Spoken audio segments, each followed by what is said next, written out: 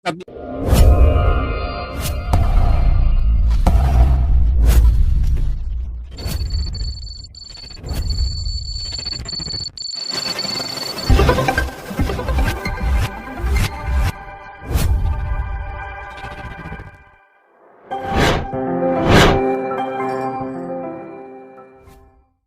Alkitab itu runut, saya kalau menjelaskan dari kejadian dulu, ya apa yang terjadi di kitab Taurat, dosa asal, kejatuhan manusia, bla bla bla, baru nyambung nanti kenapa Yesus harus jadi manusia, ya baru nyambung ke kitab Wahyu. Cara berpikir mereka itu tidak bisa runut, Pak. Kenapa? Karena saya sudah melihat ternyata mereka dibiasakan membaca Quran yang acak-acakan. Jadi cara berpikirnya itu tidak kronologi, ngerti nggak ya? Jadi orang kalau sudah dibiasakan cara berpikirnya tuh amburadul dari A ke Z, Z balik lagi ke H, H balik lagi ke B, B tiba-tiba loncat ke K. Nah, dia nggak biasa berpikir runut lah. Sedangkan saya itu nggak bisa. Saya, ya otak saya itu diciptakan Tuhan kronologi. Jadi kalau saya menyusun satu pekerjaan, menyusun satu daftar, atau saya mau memulai suatu bisnis atau apapun, saya itu menyusun visinya dulu, Pak. Jadi saya itu kalau berpikir, ini cara pikir otak saya, itu dari garis besarnya dulu, zoom outnya dulu, baru saya detailkan kecil-kecil. Baru saya pilah-pilah ke dalam langkah-langkah. Semua dalam menyelesaikan kasus, masalah apapun, saya selalu cara mikirnya begitu. Jadi saya mikirnya itu adalah cara pikir helikopter ya, yang orang bilang top down. Saya pikirnya, cara saya berpikir itu tidak bottom up tapi top down. Jadi saya melihat garis besarnya dulu, baru saya bisa melihat memilah-milah detailnya. Nah itu cara berpikir otak saya. Jadi saya kalau ada orang ngomong tidak kronologi, tidak runtut, acak-acakan, itu pusing saya. Ya, jadi kalau ada orang ngomong, ya tapi begini, tapi nggak begitu, begini, tapi nggak dia nggak jelaskan garis merah benangnya nih, dia nggak bicara runtut nih. Nah itu saya paling nggak bisa tuh sama yang kayak begitu. Ya, acak-acakan kalau ngomong. Jadi kalau ngomong tuh berantakan begitu loh.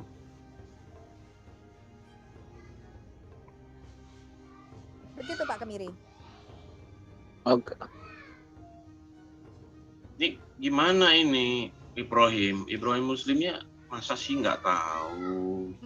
Makanya Pak Kodeks, waktu dulu pertama kali saya belajar, saya membaca Quran, saya baca tuh kitab Al-Baqarah ya surah 2. Itu ceritanya tuh amburadul Pak. Ya kita lihat nih, kalau surah Al-Baqarah, itu pun saya udah pusing sekali nih baca Quran. Kalau kita kan tidak ya, kita urut betul kisah penciptaan dulu, terus baru urut nanti. Betul nggak teman-teman? Adam punya anak, anaknya ini kan gitu kan? Ini nih lihat baca kitab Al-Baqarah nih, Anda lihat baca nih surah sapi betina ya, ini surah 2 aja. Ini nggak tahu nih ngomong apa ya, soal Allah menguji mati bla bla bla bla bla bla, oke lah ya, dalam hati bla bla bla bla bla bla. Tiba-tiba nih Allah ngomong begini nih. Nih, Allah akan membalas olok-olokan mereka. Ini harus kayak kan aku. Aduh, nggak tahu ya. Bla bla bla bla nih. Tadi tiba-tiba saya di mute terus live-nya di end, kenapa ya? Ada apa gerangan? Hai manusia. Live-nya nggak di end kok. Live-nya masih jalan toh Pak Kodek? Masih jalan. Ini live baru. Yang tadi udah di end, yang sama siapa tadi itu? Ikhwan dan Nizar ya. Udah ini dibuat baru lagi. Nih, lihat nih. Hai Lanjut manusia. ini, live. Hai manusia. Hai manusia. Ini perkataan manusia ini, benar gak? Ini perkataan seorang rasul nih. Hai manusia, sembahlah Tuhanmu yang telah menciptakanmu.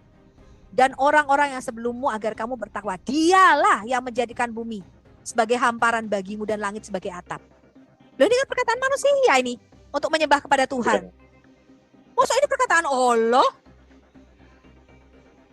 Jadi kebenarannya ini perkataan manusia. Ini kebenarannya ke perkataan manusia, bukan perkataan Allah. Ini perkataan manusia. Bahkan ada 2 ayat di dalam Quran yang mengatakan Quran itu sesungguhnya adalah perkataan Rasul. Yubi, Ibrahim, kenapa kamu nggak bilang dari tadi kalau ini perkataan manusia, kan udah selesai? Kamu sih nyembunyiin sesuatu kali. Mau diskusi bertanya atau menyimpulkan sesuai kehendak sendiri. Dari tadi kamu nggak bilang ini perkataan siapa? Kalau diskusi itu bukan seperti itu, tanya jawab. Lihat ya, tiba-tiba Allahnya nih cerita tentang Adam. Nggak tahu kenapa cerita tentang Adam ini masuk ke dalam surah sapi. Ya, apa hubungannya antara Adam dengan sapi? Kita nggak tahu ya. Kemudian habis dia cerita tentang Adam, ya, memberi nama binatang-binatang. Kemudian mungkin salah satunya sapi betina ya, saya juga nggak tahu ya. Dia bercerita tentang si Allah ini bercerita langsung tentang saja malaikat sujud kepada Adam. Apa yang mau ditanya apa? Sebentar saya ceritakan, kenapa Quran ini amburadul? Apa hubungannya sapi betina dengan Adam? Itu bukan Nih ya, Adam. pertanyaan. Tahu nggak kamu teman-teman? Ini lihat nih. Sama dengan saya misal bilang Ayat kenapa Alkitab 37, itu kenapa Alkitab ayat itu palsu. 37 Nah, itu kan bukan cerita tentang pertanyaan. Adam. Cerita tentang Adam, terus Adam disuruh turun dari surga, ya. Allah berfirman kepada Adam, "Turunlah kamu semuanya dari surga." Tiba-tiba ayat 40 cerita tentang Israel. Antara Adam dan Israel ini kan jauh banget ya, teman-teman ya. Itu, hai Bani Israel, ingatlah nikmatku. Sekali lagi, apakah hubungan antara Israel dengan sapi betina? Saya belum tahu. Habis cerita Adam, dia cerita tentang Israel. Tiba-tiba nih ya, tiba-tiba. Ini masih cerita tentang Israel. Dia cerita tentang Musa. Dan ketika kami selamatkan Bani Israel Kalau mau dari Firaun. berurutan Bu Sofi, beli buku cerita. Kalau mau Jadi cerita tentang itu Adam, beli buku cerita. Israel, terus Musa. Ya, nih Musa nih, lihat nih teman-teman. Dari Adam ke Israel ke Musa. Oke. Terus kita lihat nih masih cerita Musa nih. Hai Musa, hai Musa, hai Musa, hai Musa. Ini masih cerita tentang Musa. Iya, kalau mau berurutan itu beli buku cerita. Ini kan kita bicara kitab Tiba-tiba suci, dia bukan ngomong buku cerita. orang Nasrani dan Sabiin. Tahu nggak? Dia ngomong orang Nasrani dan Sabiin. Kemudian dia si Allah ini Nasrani dan Sabiin. Nasrani itu adanya abad pertama ya, kalau mereka asosiasikan dengan orang Kristen. Tapi ayat 63 ada lihat. Dan kami mengambil janji dari kamu, kami angkat gunung Tursina ke atasmu. Bayangin, jadi dia cerita tentang orang Nasrani di sini, orang Kristen ada abad pertama. 63-nya balik lagi ke zaman Musa, bahwa orang Israel pada zaman Musa itu mau dipukul pakai gunung Tursina. Nyambung nggak ini teman-teman? Allah loh ini yang ngomong, Allah loh ini yang ngomong. Incoherent, tidak nyambung. Yang mau ditanyakan apa? Tiba-tiba Jadi, Musa disuruh pukul mayat dengan sapi betina. Nah, Nih, ayat 73 nih. Terus lanjutin dulu nih, aku lanjutin ya. Oke, ya. Terus apa nih dia cerita nih? Sapi betina, ya kan?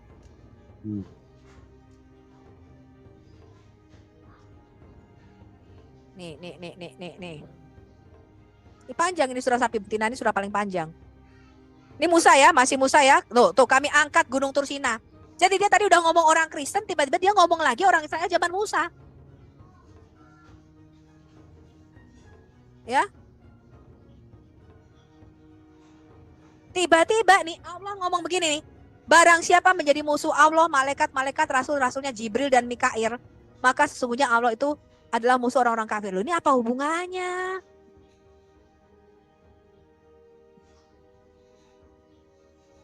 Nih bawahnya nih, lihat nih.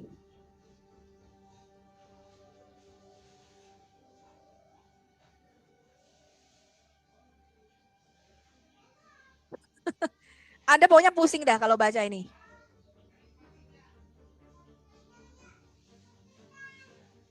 Nih, tiba-tiba ngomongin orang Yahudi dan Nasrani. Ini Yubinya ngerti nggak ini kenapa ini nggak runut ini? Ayat per ayatnya itu kan nggak runut tadi tuh. Nggak ada kronologi. Tiba-tiba udah ngeloncat ke kisah yang lain. Nih. Nggak selesai. Tiba-tiba, tahu nggak? Tiba-tiba abis cerita Musa, dia balik ke Ibrahim. Dan ingatlah, ini ayat 124-nya nih urut nih. Ketika Ibrahim, loh apa hubungannya? Abis Musa, Israel, tiba-tiba dia bicara Ibrahim loh teman-teman, balik lagi. Ibrahim. 125-nya dia cerita ke Abah. Dan ingatlah ketika kami menjadikan rumah itu Baitullah tempat berkumpul. Ini ayat ini sama ini tuh gak ada hubungan. Ini Ibrahim lagi nih ayat 126-nya. Ibrahim ya? Iya. Ismail. Iya Yubi. Kamu dengerin ini. Ini kenapa nggak runut? Kenapa? Terus apa bawahnya teman-teman? Yakub. Ibrahim, Ismail, terus Yakub. Dia cerita tentang Yakub. Balik lagi ke Yahudi dan Nasrani nih. What's going on, Yubi? Ibrahim, what's going on? Ada apa ini? Nih. Aduh. Nanti dia cerita tentang Isa nih tiba-tiba nih. Itu karena yang nulis error. Gitu aja lah. Apa yang salah Jibril ya mengutip membawa itu salah apa kali lupaan kali ya. Ini Al-Qur'an ini kan dikumpulkan, Pak, dari ayat-ayat yang tersebar di pelepah kurma. Ya, di batu tulis putih, di tulang belikat untanya. Ketika dikumpulkan tuh diselip-selipin tuh ayatnya. Tiba-tiba nih satu ayat 164 yang ngomong penciptaan. Wah, Jadi balik udah lagi sampai ke penciptaan. Ibrahim, sampai ke Ismail, sampai ke Yakub, tiba-tiba gini, sesungguhnya dalam penciptaan langit dan bumi, cakep. Silih bergantinya malam dan siang, cakep. Tiba-tiba ada bahtera yang berlayar di lautan.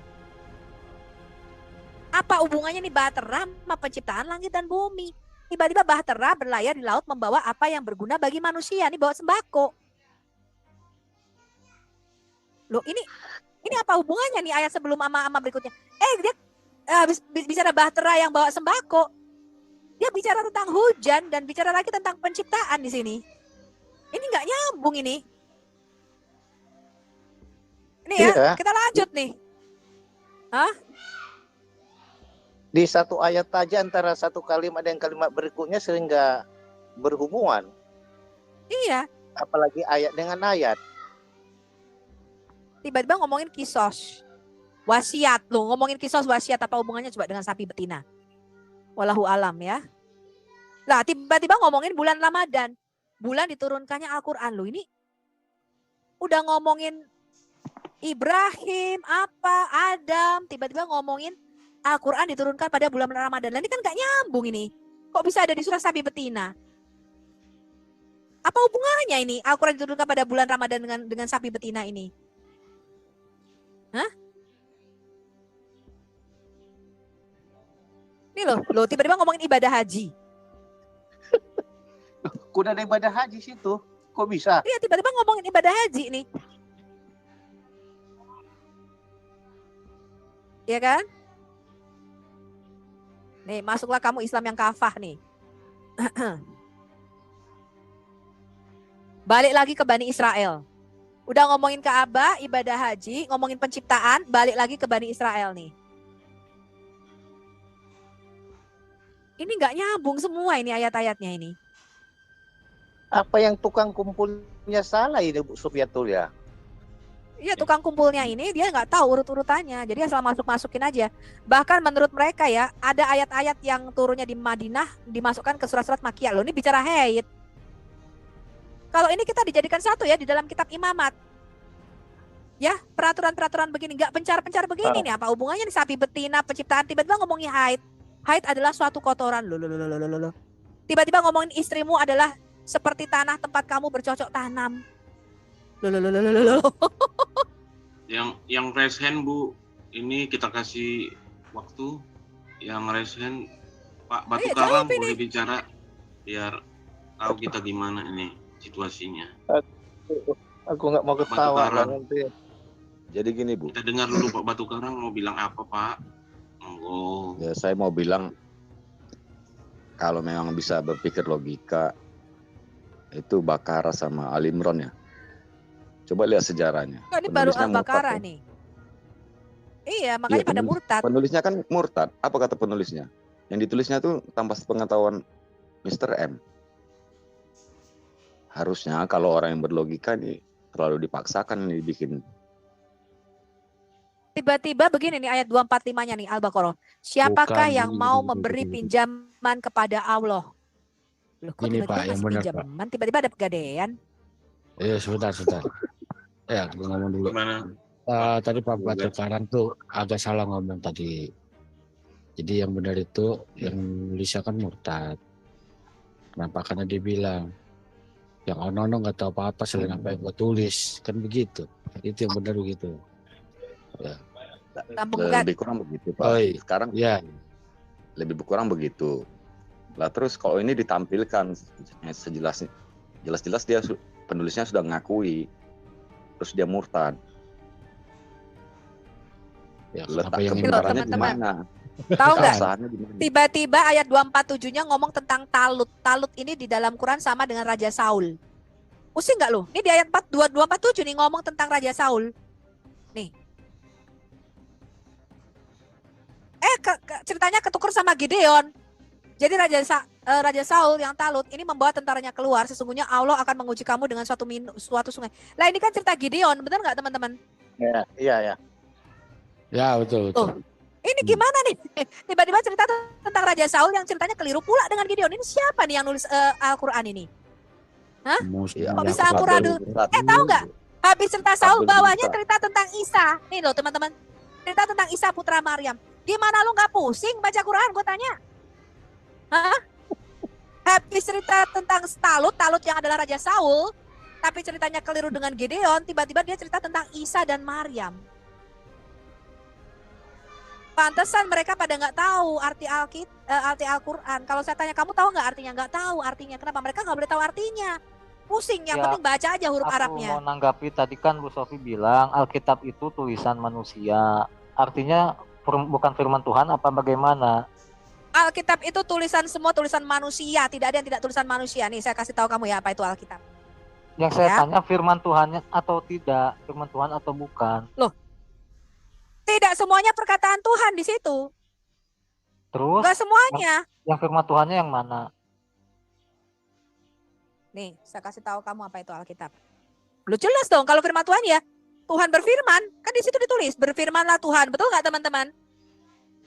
Berkatalah Yesus. Jelas. Kalau kamu siapa yang ngomong aja nggak jelas nih. 2 Timotius 3 ayat 16. Semua tulisan baik yang di perjanjian lama. Ya, yang ditulis oleh Musa dan para nabi. Itu bukan tulisan Allah, itu tulisan para nabi. Kitab Yesaya itu ditulis oleh Nabi Yesaya, kitab Yeremia ditulis oleh Nabi Yeremia, kitab Yeskiel ditulis oleh Nabi Yeskiel. Gak ada yang tulisan Allah di situ. Itu Jadi, tulisan manusia yang semua. Kalau sebelumnya ada dikatakan Nih, beginilah firman semua Tuhan, tulisan. Enggak, saya baru nggak itu pakai firman itu. Saya Tuhan, tidak pakai begitu. definisi. Kalau kamu tanya saya Yubi, ya kalau kamu tanya saya apa itu Alkitab, saya tidak menyatakan firman Tuhan. Alkitab itu adalah, ini sebentar ya, saya kasih tahu kamu ya. Alkitab itu adalah Efesus 2 ayat 19 sampai dengan 20. Tulisan, kumpulan kitab-kitab. Kamu tahu nggak artinya Alkitab? Alkitab itu artinya kumpulan kitab, kumpulan buku-buku, bukan satu orang yang nulis. Lebih dari 40 generasi. Dan semua tulisan itu diilhamkan Allah. Ya, segala tulisan itu diilhamkan oleh Allah. Nih 2 Timotius 3 ayat 16. Ya. Bermanfaat untuk apa? Mengajar, menyatakan kesalahan, memperbaiki kelakuan untuk mendidik orang dalam kebenaran. Sekarang Kalau saya kasih tahu bukan kamu firman apa Tuhan itu Alkitab. artinya tidak bersumber dari Tuhan, begitu. Sekarang definisi firman Tuhan itu apa? Perkataan Tuhan langsung kan? Ya, ya. Nah, di Alkitab itu ada perkataan iblis, ada perkataan keledai, ada perkataan nabi, ada perkataan Paulus, ada perkataan Yohanes, ada perkataan Yesus. Tidak semuanya perkataan Allah. Artinya narasi di Alkitab itu tidak serta-merta bersumber dari Tuhan, begitu kan? Sudah dikatakan semua tulisan di Alkitab ini diilhamkan oleh Allah. Kamu tadi nggak lihat? Aku baca 2 Korintus 3 ayat 16. Yang bilang diilhamkan itu siapa di situ? Rasul, memang kami sudah tahu bahwa semua kitab itu nggak ada yang turun dari langit. Yang Itu mengatakan kan kitab turun dari langit Paulus. itu kan kamu. Paulus yang bilang Nih. diilhamkan di situ. Kamu gimana sih? Semua Alkitab kami itu memang tulisan manusia. Matius itu tulisan Rasul Matius. Markus Nah, itu tulisan Rasul Jika itu Markus. tulisan manusia, artinya Enggak, saya itu tanya, siapa yang mengatakan Alkitab itu tulisan Allah? Siapa yang mengatakan iya, itu? Saya tanya. artinya itu hasil pemikiran Enggak, manusia. saya tanya, siapa yang mengatakan Alkitab itu tulisan Allah? Tidak ada yang bilang begitu. Loh ya tidak ada. sudah, kami tahu misalnya Matius itu adalah ditulis oleh Rasul Matius. Betul nggak teman-teman? Iya, poin yang mau saya tanyakan itu, artinya apakah Alkitab itu tulisan hasil pemikiran manusia atau sesuatu yang bersumber dari Tuhan? Kamu tahu nggak artinya diilhamkan Allah? Kamu tahu nggak artinya dipenuhi oleh Roh Kudus? Yang mengklaim Kamu begitu nggak siapa? tahu orang kamu nggak sekarang? pernah mengalami kepenuhan Roh Kudus, kamu nggak pernah bisa berbahasa roh? Iya, yang mengatakan diilhamkan Iya, Roh saya Kudus kasih itu tahu siapa? kamu. Kamu itu tidak mengalami apa yang namanya dipenuhi oleh Roh Kudus, diilhamkan oleh Allah. Betul nggak teman-teman? Saya tidak membantah itu. Yang saya mau tanya, siapa yang berkata begitu? Yang bilang diilhamkan itu siapa? Semua tulisan di Alkitab itu diilhamkan, makanya punya ciri, yaitu nubuatan. Ya? Iya, dasar ayatnya di mana bisa mengatakan begitu? Loh, Wah, ini sebentar. aku nggak buka nih. Alkitab Sebentar, itu Bi. iman. Sebentar. Biar aku yang ngomong. Alkitab itu semuanya tulisan para nabi dan para rasul. Ini kamu baca nih, Efesus 2 ayat 19 sampai dengan 20. Iman Kristen itu dibangun di atas para rasul dan para nabi dengan Kristus Yesus sebagai batu penjurunya. Iman Kristen itu didasarkan pada tulisan kesaksian para nabi. Para nabi itu menulis semua Alkitab Perjanjian Lama nih loh. Saya kasih tahu kamu, tulisan para nabi. Gak ada yang tulisan Allah. Ya, Alkitab itu, kami bukanlah tulisan Allah. itu Efesus itu siapa yang menulis di situ? Siapa yang berkata di situ? Semuanya adalah diilhamkan oleh Tuhan. Ngerti gak kamu? Bukankan, jangankan Efesus, kitab Taurat itu juga bukan diturunkan dari langit. Ketika kamu mengatakan kitab Taurat ini turun dari langit, gak ada kitab turun dari langit. Kau tanya orang Kristen, ada gak kitab turun dari langit? Kau tanya Kan yang sama bilang orang Kristen. diilhamkan oleh Tuhan itu Enggak, kan kamu tanya sama orang Kristen, menurut Quran, kamilah yang menurunkan Taurat kepada Musa, kamilah yang menurunkan Injil kepada Isa, itu enggak ada. Kau tanya sini sama orang Kristen kalau kamu enggak percaya. Apakah kitab Taurat ini kitab yang turun dari langit, teman-teman? tadi kan yang dikatakan diilhamkan Roh Kudus itu dari kitab Efesus yang ditulis Paulus. Artinya itu berdasarkan apa yang Paulus bilang, kan begitu. Bukan, semua tulisan itu diilhamkan oleh Roh Kudus. Karena kamu enggak pernah kepenuhan Roh Kudus, kamu enggak bisa berbahasa roh. Saya tanya, Tapi kamu yang bisa bilang bahasa begitu roh kan enggak? Paulus. Saya tanya Alayubi, apakah kamu bisa berbahasa roh? Di Saya kami tanya tidak kamu, ada apakah istilah, kamu bisa berbahasa roh? tidak ada Saya istilah tanya, seperti apakah itu. kamu bisa berbahasa roh? Saya tanya. Tidak ada istilah bisa seperti bahasa itu roh di nggak? kami. Saya tanya, kamu kepenuhan Roh Kudus bisa bahasa roh apa tidak? Saya tanya sama kamu. Ya tidak lah, karena tidak ada istilah Ya seperti itu. sudah, makanya kamu tidak bisa bahasa roh. Karena kamu tidak pernah kepenuhan Roh Kudus. Ini loh, lihat Yang nih. saya tanya bukan itu, Bu Sofi. Kan di situ Ini yang loh. mengklaim ilhaman Roh Kudus itu kan berdasarkan tulisan Paulus. Tidak, semua Alkitab itu punya ciri. Makanya ada kitab-kitab Injil palsu yang tidak masuk. Cirinya apa? Cirinya bentuknya nubuatan. Nih lihat nih, Yesaya 46 ayat 10. Tuhan berkata apa? Yang memberitahukan dari mulanya hal yang kemudian. Jadi Allah itu kalau berbicara dalam bentuk nubuatan. Belum terjadi tapi dia sudah ngomong duluan. Yesus belum lahir, dia ngomong nanti Mesias lahirnya harus dari perawan. Yesaya 7 ayat 14. Nanti Mesias harus lahirnya di Bethlehem. Gak boleh di bawah pohon kurma di Madinah, itu gak boleh. Mika 5 ayat 2. Mika 5 ayat 7 dan 8. Lahirnya harus di kandang domba di Migdal Eder. Di menara kawanan jaga di Bethlehem. Gak boleh lahir di bawah pohon kurma. Ngerti kau? Jadi kalau seorang nabi itu mendapatkan firman Tuhan, dia nggak ngomong gini, tadi malam aku dicekik sama malaikat, kemudian aku disuruh baca kitab Yeremia. Nggak begitu caranya. Iya, masalahnya klaim Nabi diilhamkan. Yeremia, Nabi Yesaya itu mengalami perjumpaan pribadi dengan Tuhan. Ketika mereka berjumpa dengan Tuhan, mereka mendengar Tuhan itu berfirman. Kemudian firman itulah yang mereka tuliskan di dalam kitab-kitabnya yang disebut kitab para nabi. Kitab nabi-nabi besar itu Yesaya, Yeremia, Yeskiel. Kitab nabi-nabi kecil nih loh. Ada Amos, Yoel, Obadja, Yunus, Mika, Nahum, Habakuk, Sefanya, Hagai. Ini nama-nama nabi semua nih. Zakaria, Maleaki. Ini adalah kitab nabi-nabi kecil. Kitab Hosea ini siapa yang nulis? Nabi Hosea. Kitab Yoel siapa yang nulis? Nabi Yoel. Kitab Amos siapa yang nulis? Nabi Amos. Ngerti kau? Kayak gini sebentar Bu Sofi, masalahnya gini ya. Ketika dikatakan itu diilhamkan Tuhan, itu sangat spekulatif. Oh enggak, ada Karena cirinya. bisa iya, bisa Cirinya tidak. berisi nubuatan. Sekarang saya tanya, apakah Muhammad pernah bernubuat sehingga kamu menyebut dia nabi? Oke. Mana nubuatan di dalam Quran? Saya Nubuatan tanya. yang mana coba? Di kitab mana? Contoh satu nubuatannya. Saya kan sudah membacakan tadi. Kalau Tuhan berkata begini nih, ya saya bacakan kamu Ulangan 18 ayat 18. Cirinya kalau seorang nabi itu mendapat firman, dia punya ciri khas, nggak bisa sembarangan. Nah, Nggak bisa kayak nabimu, nggak bisa kayak nabimu. masalahnya yang Aku- bernubuat di sebentar. Ulangan itu Tuhan Tidak yang bisa Musa. kayak nabimu. Ya nggak bisa kayak nabimu. Aku tadi Iya, malam yang dicekek. bernubuat Aku di dicekek kitab 3 kali Ulangan itu sama Tuhan yang malaikat. Musa, Kemudian Bu aku Sofi. disuruh baca. Nggak bisa, ada cirinya nih. Seorang nabi, Ulangan 18 ayat 18. Saya bacakan sama kamu. Seorang nabi akan kubangkitkan bagi mereka dari antara saudara mereka. Seperti engkau ini, seperti Musa maksudnya. Aku akan menaruh firmanku dalam mulutnya dan ia akan mengatakan kepada mereka segala yang kuperintahkan. Bukan cuma itu, ada cirinya. Kalau seseorang itu mengatakan aku dicekek malaikat dan aku mendapatkan wahyu, itu ada cirinya. Orang yang, tetapi seorang nabi yang terlalu berani untuk mengucapkan demi namaku perkataan yang tidak kuperintahkan dikatakan olehnya, dan berkata demi nama Allah lain, nabi itu harus mati. Nabimu bersumpah demi nama Yahweh apa nama Allah lain? Jika Ya, sekarang sekiranya saya kamu tanya, berkata Bu Sofi. dalam hatimu, bagaimanakah kami mengetahui perkataan yang tidak difirmankan Yahweh? Apa cirinya seorang nabi? Apabila seorang nabi bersumpah demi nama Yahweh dan perkataannya itu tidak terjadi atau nubuatannya itu tidak terjadi, maka itulah firman palsu.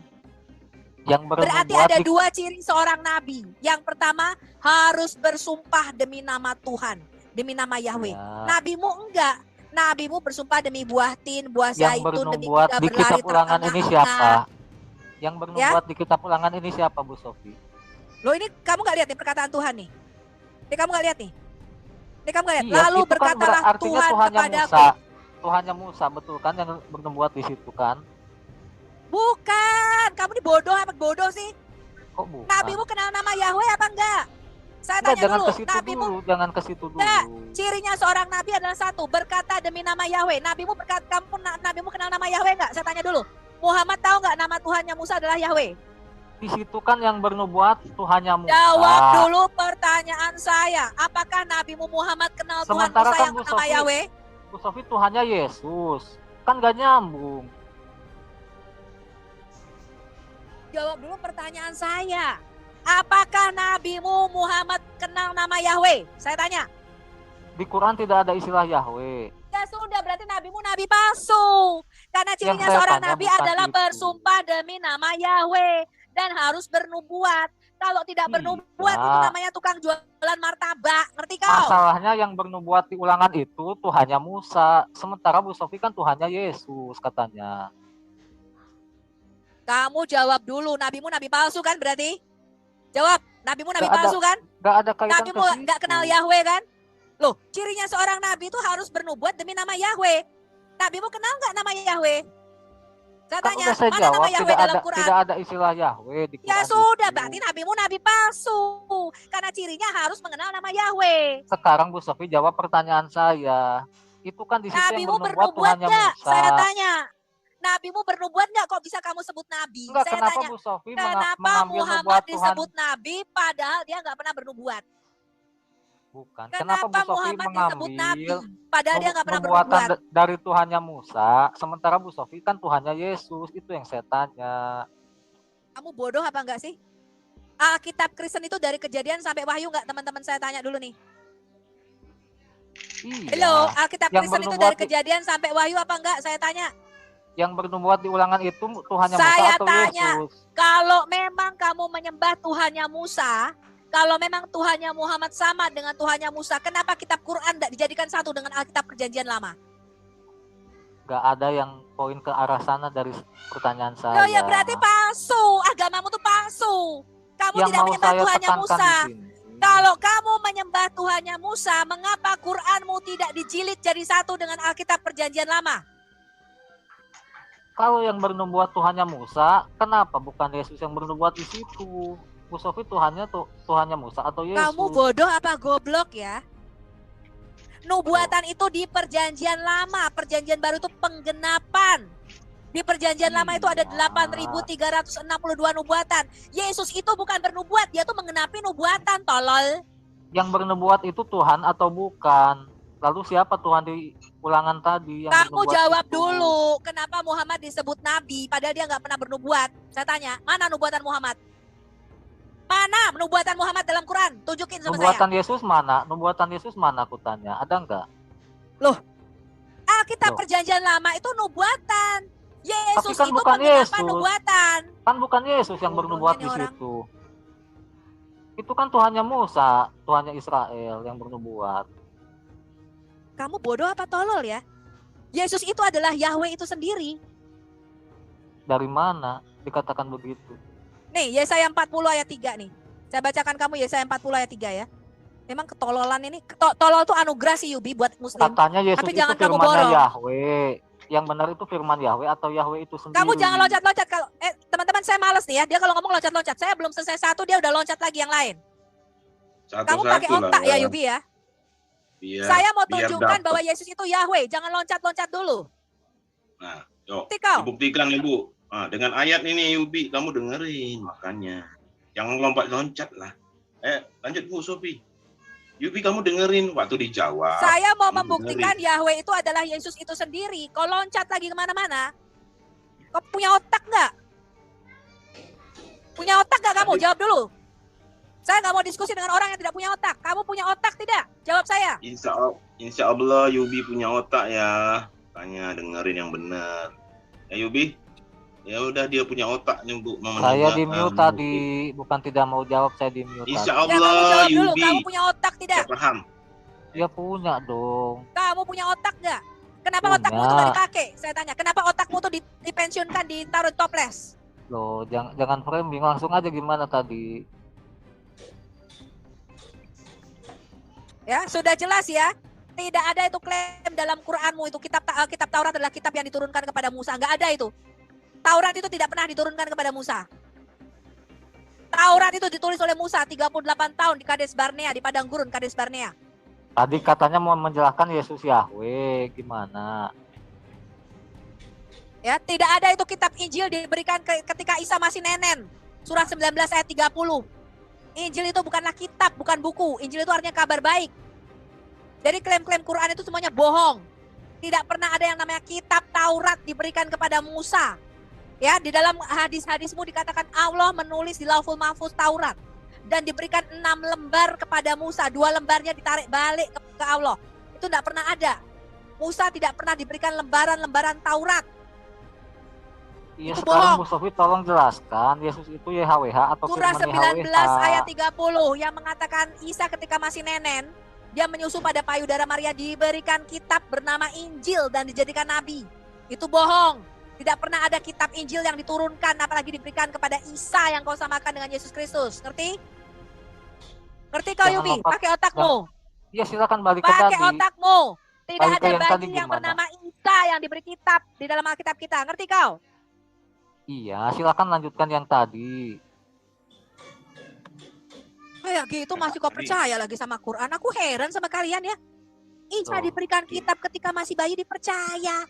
Kayak gini itu bisa menipu ratusan juta muslim Indonesia loh teman-teman. Satu heran loh.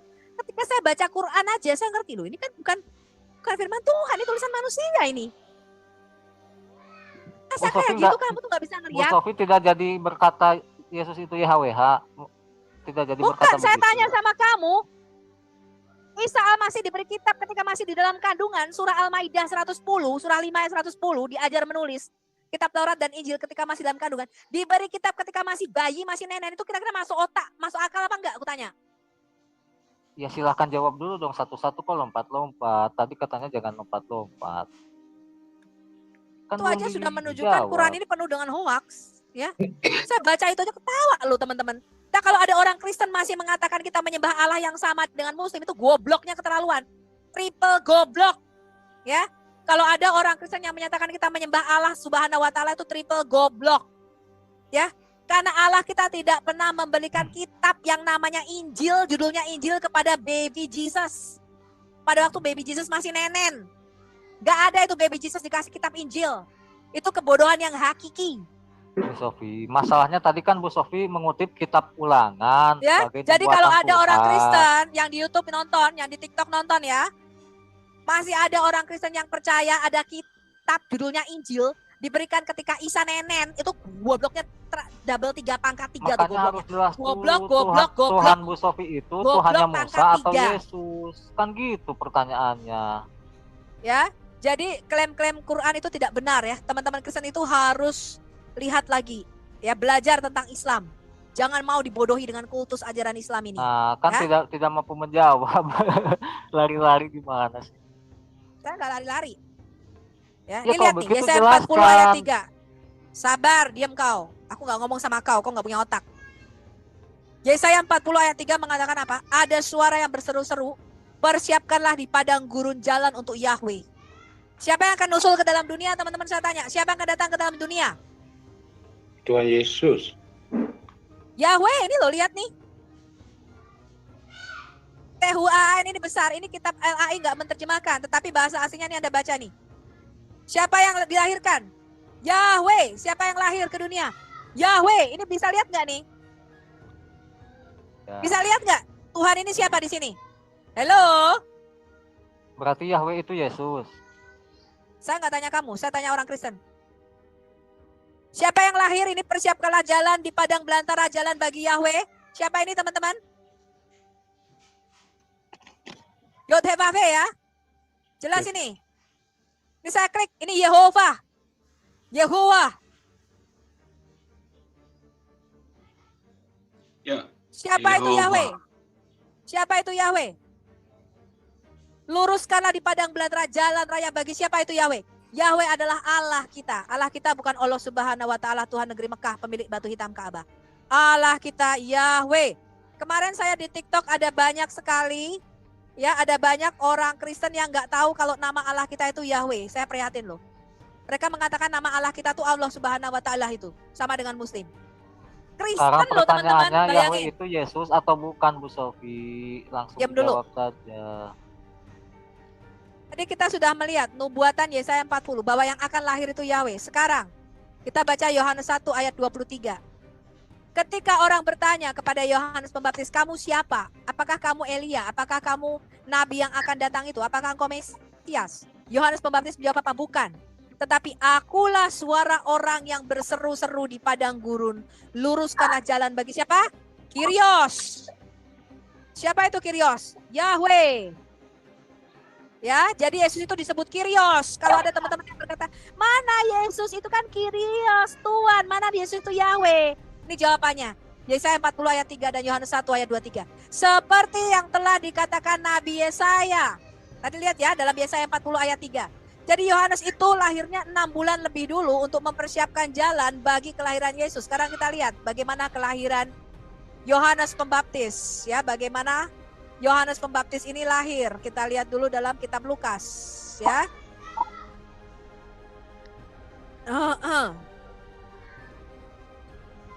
Kita lihat dulu kitab Lukas. Ini adalah perihal kelahiran Yohanes Pembaptis. Pada zaman Herodes, Raja Yudea, seorang imam bernama Zakaria. Jadi Zakaria itu bukan nabi seperti dalam Quran, ya, tapi imam besar, Gadol Kohen, dari keturunan Harun. Elizabeth istrinya juga dari keturunan Harun. Ya, kemudian pada waktu dia membakar ukupan ya di ruang kudus, maka tampaklah kepada Zakaria seorang malaikat. Tuhan berdiri di sebelah kanan mezbah pembakaran ukupan. Ya, bukan lagi di sholat di masjid seperti kata Quran ya. Enggak ada masjid pada zaman Zakaria. Ya, Islam belum ada. Jadi enggak ada yang namanya Zakaria itu sedang tahajud. Ya, sholat tahajud di mikrab itu nggak ada. Zakaria itu membakar ukupan. Jadi Quran itu salah sejarah. Ya, nggak ada Zakaria itu membakar di mikrab. Mikrab belum ada pada zaman itu. Ya. Nah, lalu malaikat ini berkata apa? Jangan takut hai Zakaria, sebab doamu telah dikabulkan. Dan Elizabeth istrimu akan melahirkan seorang anak laki-laki bagimu. Dan haruslah engkau menamai dia Yohanan. Makanya saya tanya sama Muslim, apa arti nama Yahya? Mereka nggak ada yang tahu loh teman-teman. Apa arti nama Yahya, apa arti nama Isa, mereka nggak tahu. Padahal di dalam Qur'annya ada 2 orang yang sebelum lahir itu sudah diberi nama dulu sama Tuhan. Lihat, engkau harus menamai anakmu Yohanan. Nih, lihat nih, nggak boleh Abdul, nggak boleh Somad, nggak boleh Mahmud, nggak boleh Momo, nggak boleh Muhammad, nggak boleh Abdullah. Anaknya harus diberi nama Yohanan. Ya, ini adalah pesan Allah sendiri kepada malaikat Zakaria, malaikat Gabriel. Ya, itulah sebabnya kamu harus tahu apa arti kata Yohanan. Yohanan itu adalah nama teoforik, artinya Yahweh is gracious to me. Yahweh itu bermurah hati kepadaku. Jadi jelas, Zakaria ini tidak pernah menyembah Allah Subhanahu wa taala. Karena nama yang diberikan lewat malaikat Jibril, malaikat Gabriel kepada anaknya adalah Yohanan, artinya Yahweh is gracious to me. Engkau akan bersukacita dan bergembira akan kelahiran Yohanes Pembaptis, dan banyak orang akan bersukacita atas kelahirannya itu. Sebab ia akan besar di hadapan Tuhan, dan ia tidak akan minum anggur ataupun minuman keras. Dia akan penuh dengan Roh Kudus sejak mulai dari dalam rahim ibunya. Dan dia akan membuat banyak orang Israel berbalik kepada Tuhan Allah mereka. Nih, lihat nih, dia akan berjalan mendahului siapa? Mendahului siapa? Dia akan berjalan mendahului siapa? Tuhan. Kyrios. Siapa Tuhan tadi? Yesaya 40 ayat 3 mengatakan apa? Yod-Heh-Vaveh, Allah kita. Ya. Yod-Heh-Vaveh, Allah kita. Nah ini sekarang kita lihat Lukas 2. Apa yang terjadi pada waktu Yohanes Pembaptis lahir? Nggak ada di sini ya.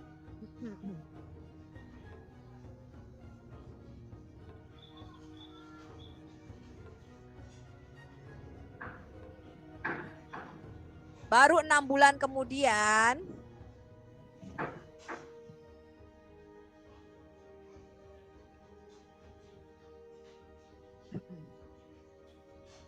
di mana ya tadi Markus, kita lihat Markus 2.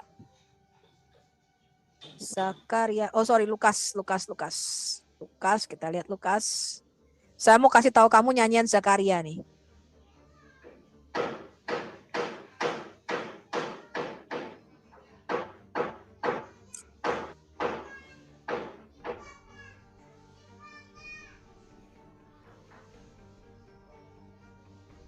Nah, di dalam Qur'anmu juga dikatakan Zakaria itu bisunya 3 hari ya. Gabriel enggak ya, sesungguhnya engkau akan menjadi bisu dan tidak dapat berkata-kata sampai kepada hari di mana semuanya ini terjadi. Jadi Zakaria itu bisunya 9 bulan lebih. Sampai ketika Yahya itu disunat baru dia bisa bicara. Kalau di Quran itu 3 hari ya, makanya kalau nyontek itu perhatikan ya. Kalau nyontek itu jangan nggak sama ya. Karena nyontek jadi begitu deh. Nah ini nih nyanyian Zakaria nih ya. Kelahiran Yohanes Pembaptis. Ya bagaimana yang terjadi ketika genaplah bulannya bagi Elizabeth untuk bersalin dan dia pun melahirkan Yohanes Pembaptis. Ya tetangganya dan anak-anaknya datang. Kemudian mereka bersukaria pada hari ke-8 ketika untuk menyunatkan anak itu. Karena sunat itu pada hari ke-8 ya. Mereka hendak menamai dia Zakaria menurut nama bapaknya. Tapi ibunya berkata jangan, ia harus nama Yokanan. Kata mereka kepadanya, tidak ada di antara sanak saudaramu yang berkata demikian. Lalu mereka memberi isyarat kepada Zakaria untuk bertanya nama apa yang akan diberikan kepada anak itu. Dia meminta batu tulis karena dia masih bisu nih 9 bulan.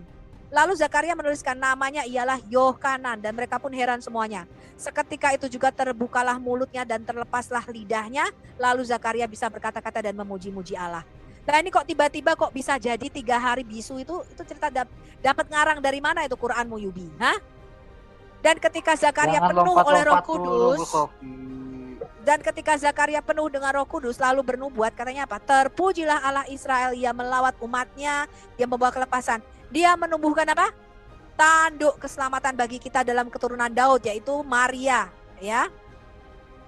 Seperti yang telah difirmankannya sejak purbakala. Jadi Injil itu sudah ada sejak purbakala ya lewat mulut nabi-nabinya yang kudus. Untuk melepaskan kita dari musuh dan tangan semua orang membenci kita bla bla bla. Nih, janji itu ya, itu sumpah yang telah diucapkannya kepada Abraham, bapa leluhur kita, ya bahwa dia mengaruniai kita, bla bla bla. Dan engkau anakku akan disebut Nabi Allah yang Maha Tinggi, karena engkau akan berjalan mendahului Tuhan untuk mempersiapkan jalan baginya. Siapa yang akan datang?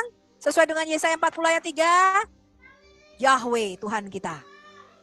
Ya, dan engkau anakku akan disebut nabi karena Yohanes Pembaptis ini mendahului kelahiran Yesus. Ya, 6 bulan sebelum kelahiran Yahweh. Jadi jelas ya, Allah kita Yod-Heh-Vaveh itu dilahirkan. Jadi YHWH itu Yesus itu YHWH atau firman YHWH yang benar. Kok tadi kan lihat Yahweh itu sendiri yang lahir. Berarti kalau Yesus dikatakan firman Yahweh itu salah. Loh, firman itu artinya daya cipta Allah itu sendiri, yaitu Allah yang zohir. Kalau kamu kan enggak, firman itu artinya perkataan. Iya, Yesus itu bukan perkataan. Enggak, Yesus itu bukan firman. perkataan. Yesus itu logos, tahu nggak logos? Logos itu artinya cerminan diri pribadi, Allah yang zohir, Allah yang punya wujud. Makanya dikatakan Kolose 1 ayat 15, Yesus adalah wujud Allah yang kelihatan dari Allah Bapa di surga yang tidak kelihatan. Ya, artinya Yesus dikatakan firman YHWH itu kurang tepat, kan begitu intinya. Bukan, firman dalam pengertian Alkitab dengan firman dalam pengertian Quranmu beda. Firman di dalam Alkitab itu artinya Allah yang zohir, Allah yang nampak, Allah yang berwujud, itu namanya firman. Karena Bapa tidak nampak dan tidak punya wujud, tidak punya bentuk. Allah yang punya wujud namanya firman. Kalau kamu kan enggak. Firman itu perkataan A, I, U, E, O. Ngerti kau?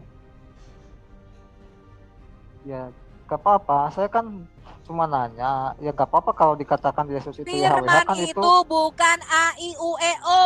Firman itu artinya Allah yang punya wujud. Allah yang berbentuk. Ya. Allah yang bisa diraba dengan panca indera kita itu firman. Kalau Allah tadi yang Bu tidak Sofi- punya wujud itu mereka menyebutnya Bapa.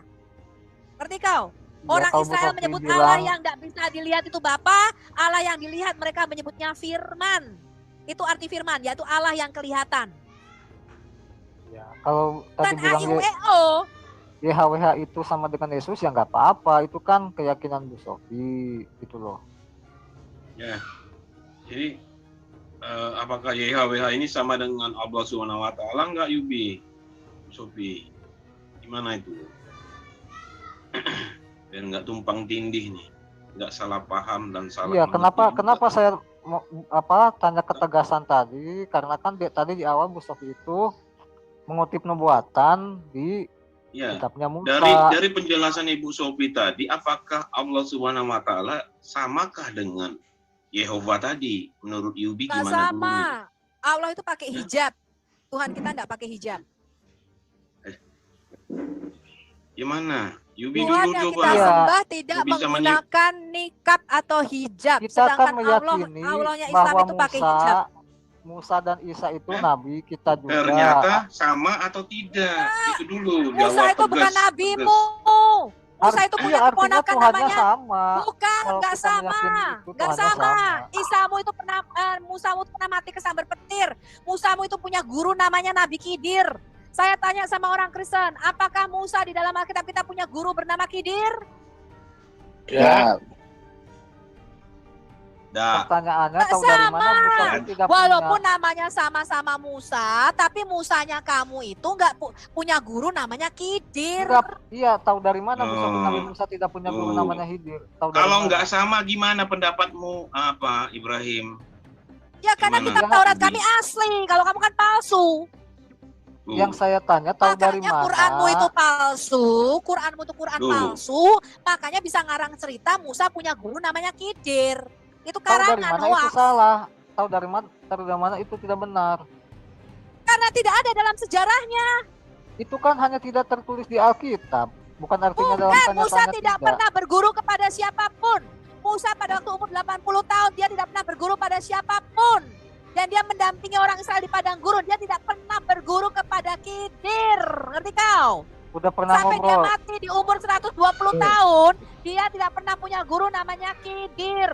Musa itu selama 40 tahun terakhir hidupnya berada di padang gurun. Dia dipanggil Tuhan Iya. ketika umur 80 tahun. Dan selama 40 tahun dia di padang gurun Kades Barnea. Gak pernah Udah dia pernah keluar ngobrol dari dengan Kades Musanya. Barnea. Sampai yakin begitu, tidak pernah Nah, Kamu tuh cuma bikin orang naik darah aja. Jadi jelas kalau ada orang Kristen masih berkata Allah yang kita sembah itu adalah Tuhan yang sama dengan Quran itu bodoh. Triple bodoh, artinya bodoh pangkat 3. Goblok, goblok, dan goblok. Ibu Rita Wahyu mengatakan apa? Segala sesuatu yang dikatakan 3 kali itu artinya extremely bodoh. Ya, extremely goblok. Makanya saya mengatakan goblok pangkat 3. Kalau ada orang Kristen yang menyembah Allah Subhanahu wa taala itu goblok pangkat 3. Jelas ya orang Kristen harus tahu, Musa di kita tidak pernah punya guru namanya Khidir. Di Quran itu Musa pernah berguru bertahun-tahun. Dia pernah berguru bertahun-tahun ngikuti aliran air laut, ngikuti jalannya ikan. Dan dia pernah berguru sama Khidir loh teman-teman, bayangin. Itu bukan Musa yang sama ya dengan Musa yang ada di dalam Alkitab.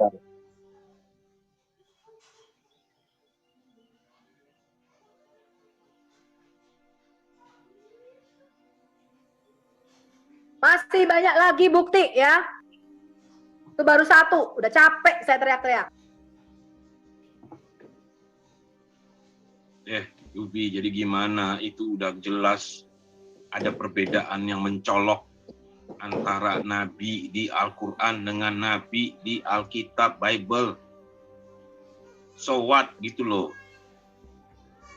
It is different lah. Berbeza. Kata Yohanes pun tahu udah nanti. Beza. bisa mencolok. Gimana? Bisa diterima, Yubi? Kebenaran dari Alkitab?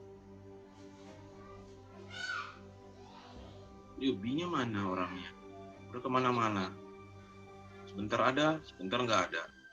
Sebentar, manakah orangnya? Yuk, sudah menghilang lagi.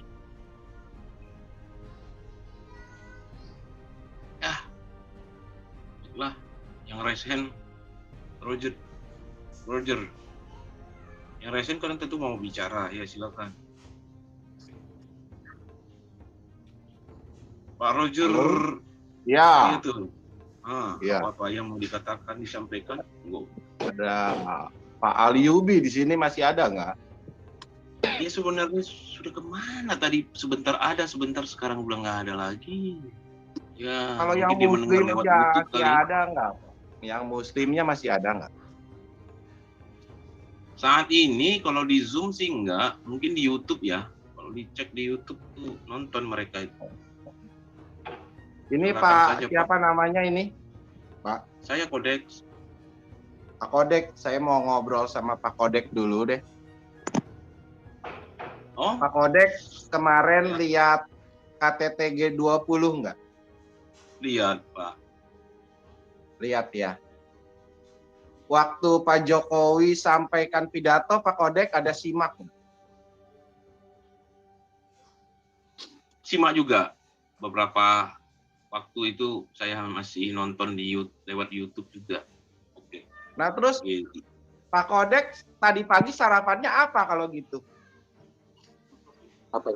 Sarapannya seperti sarapannya ya masakan Indonesia lah Pak. Makanya Pak Kodek, airnya mesti lancar. Nah, Pak Kodek, Iya benar. ini kalau kita bicara begini bingung kan Pak? Kenapa, Dari Pak? G20, topiknya pindah sarapan, lalu kita bicara airnya harus lancar. Bingung kan Pak Kodek? Oh iya tadi sebentar juga saya apa kesinambungannya antara G20 Nah, dengan pertanyaan inilah sarapan yang pagi terjadi. dengan maksud air saya, Pak lancar. Kodek. Makanya inilah yang terjadi tadi yang dibahas oleh Ibu Sofi. Itulah yang tertulis di dalam koran, Pak. Gitu loh. Oh itu ya. Pak Bu Sofi kan dari tadi ngebahas kan itu. Kitab apa tuh yang disebutin itu lompat-lompat, Pak.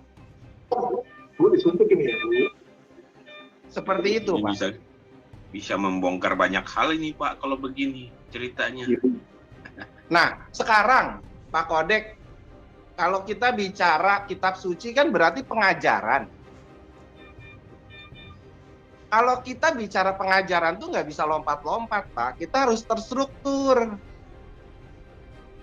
Kita bicara pengajaran, misalnya kita ajarkan pada murid. Terus kita bicara lompat-lompat, itu muridnya apa mabok nggak, Pak? Gitu loh. Kemungkinan besar iya, kemungkinan besar Nah, iya mabuk iya, itu orang. Pak.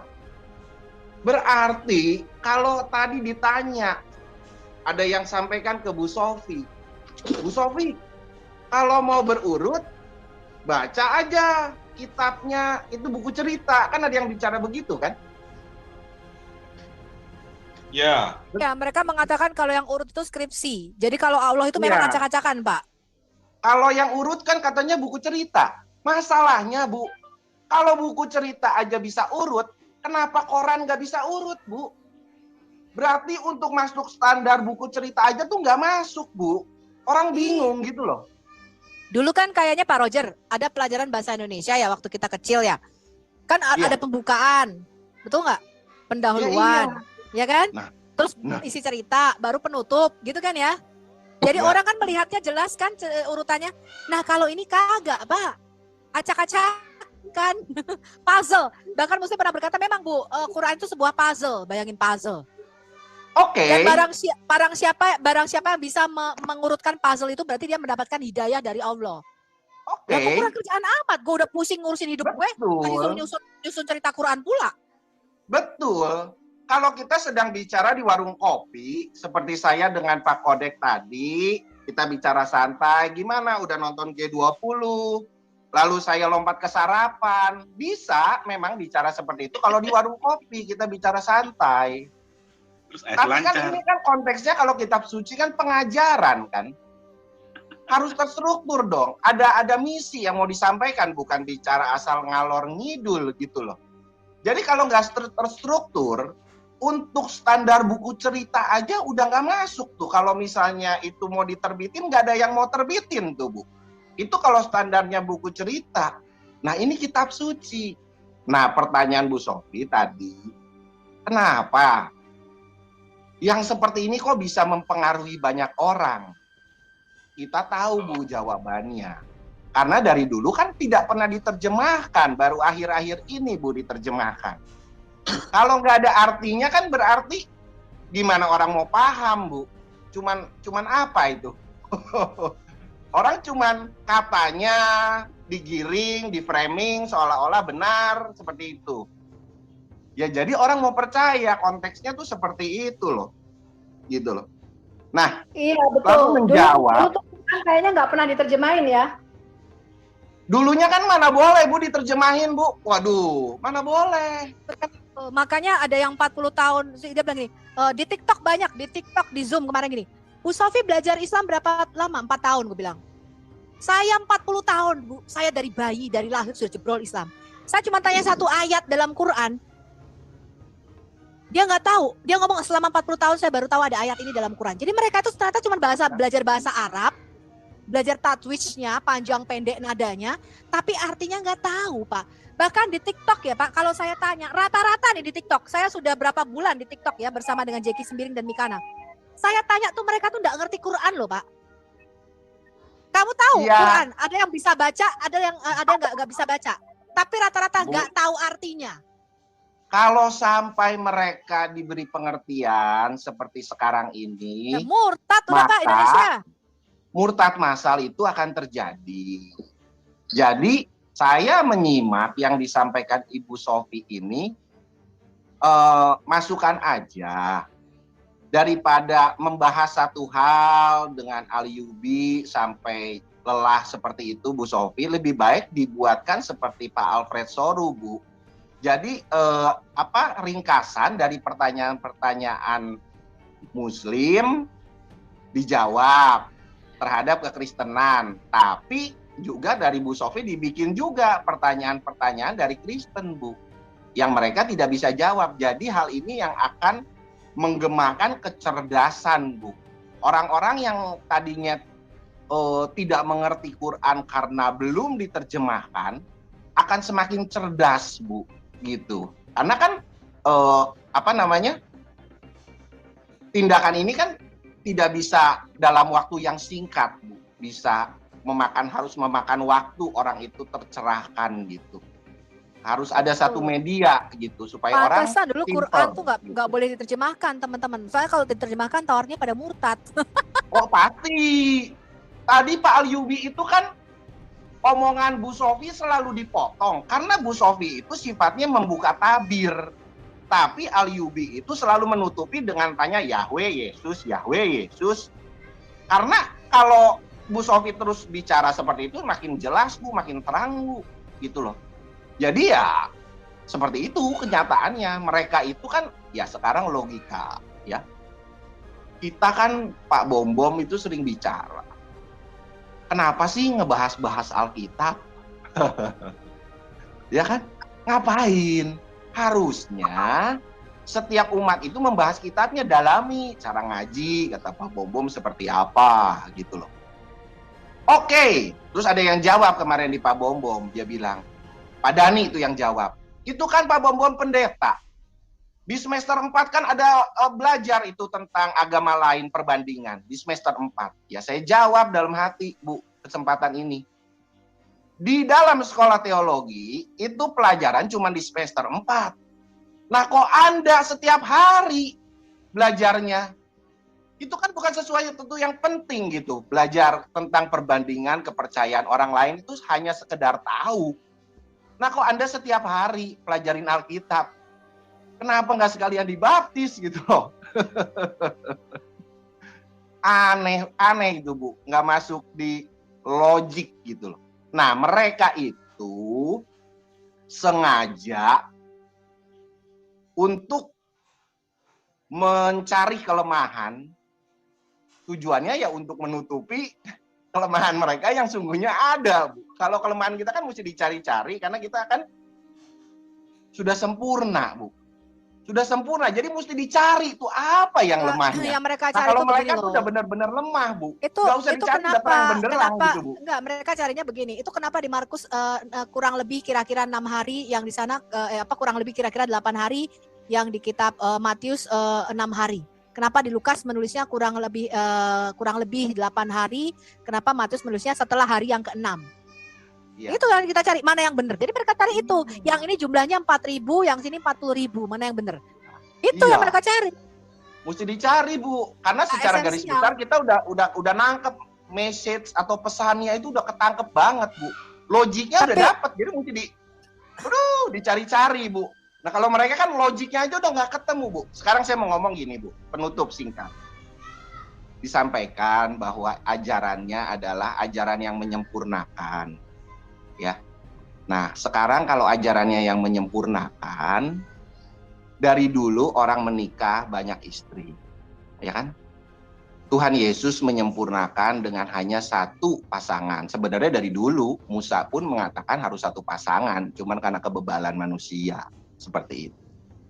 Sekarang oke, disampaikan kesempurnaan harus punya istri paling banyak 4. Saya cuman bilang, ya silakan dilaksanakan dong, kayak Pak Dhani gitu. Silakan Pak Dhani itu menikah 4 kali gitu. Semua, jangan cuma Pak Dhani, semua dong. Kan menyempurnakan, berarti yang sempurna itu kan istrinya 4. Gitu loh. Nah itu tuh. Sekarang secara logika begitu suaminya minta nikah lagi juga langsung Bu dikemplang, Bu. Mayoritas dikemplang, Bu, kalau yang normal, Bu. Berarti ajarannya ini menyempurnakan atau membuat keributan, Bu, gitu loh. Apakah jadi sempurna? Apakah bukannya jadi ribut? Bu? Itu aja, Bu, yang sederhana tuh. Ya saya Gimana tanya sih aja, ajaran? Muslim boleh nggak pacaran dengan 4 orang? Itu aja sekaligus. Iya dong. Iya dong, kan menyempurnakan, harus dijalankan kan, Bu, ajaran, Bu. Kan istrinya Kayak 4. Kalau pacaran 4 boleh Harus. nggak? Pacaran berpoligami. Harus. Ya boleh dong harusnya. Mau pacaran, bener nggak? Boleh Harus, dong. Bu. Harus punya Nah 4 kalau loh. tahu ya misalnya cowok kita, oh lu pacar lu ada di satu di sini, oh nggak apa-apa, kan Islam ajarannya begitu, menyempurnakan. Iya, malahan Bu, kan Ya, kalau punya kita banyak cabang, kalau pacar kita misalnya Muslim ya punya banyak cabang terus dimarahin, ya itu bego, karena kawin aja lu bakal dipoligami, apalagi di surga 72 bidadari tambah dipoligami. Jadi lu latihan sama pacaran boleh di mana-mana ya. Jangan lu grebek pacar lu, kurang ajar lu selingkuh ya dari gue. Jangan Bu. Justru harus didukung, disupport, Bu. Secara dana harus disupport. Kalau misal mau pacaran nggak ada duit, pacaran kasih lu sama duit. gue doang, nggak boleh. Lu harus Nggak boleh. Mesti rame-rame dong, Bu. minimal 4 lu pacaran, lu buka cabang. Nah, Iya. kalau bisa lu 72 sekalian. Lu Wah. punya di Palembang 1, di Jakarta 1, di Medan Harus, 1, Bu. di Surabaya 1. Gitu, Harus support. begitu. Harus begitu. Itu namanya menjalankan secara murni gitu kan, Bu. Jangan setengah-setengah dong, Bu. Kalau menjalankan kan menyempurnakan. Berarti menurut Anda sempurna? Ya silakan. Kita juga tidak akan mendebat, kita cuma nonton. Kan agamamu agamamu, agamaku agamaku.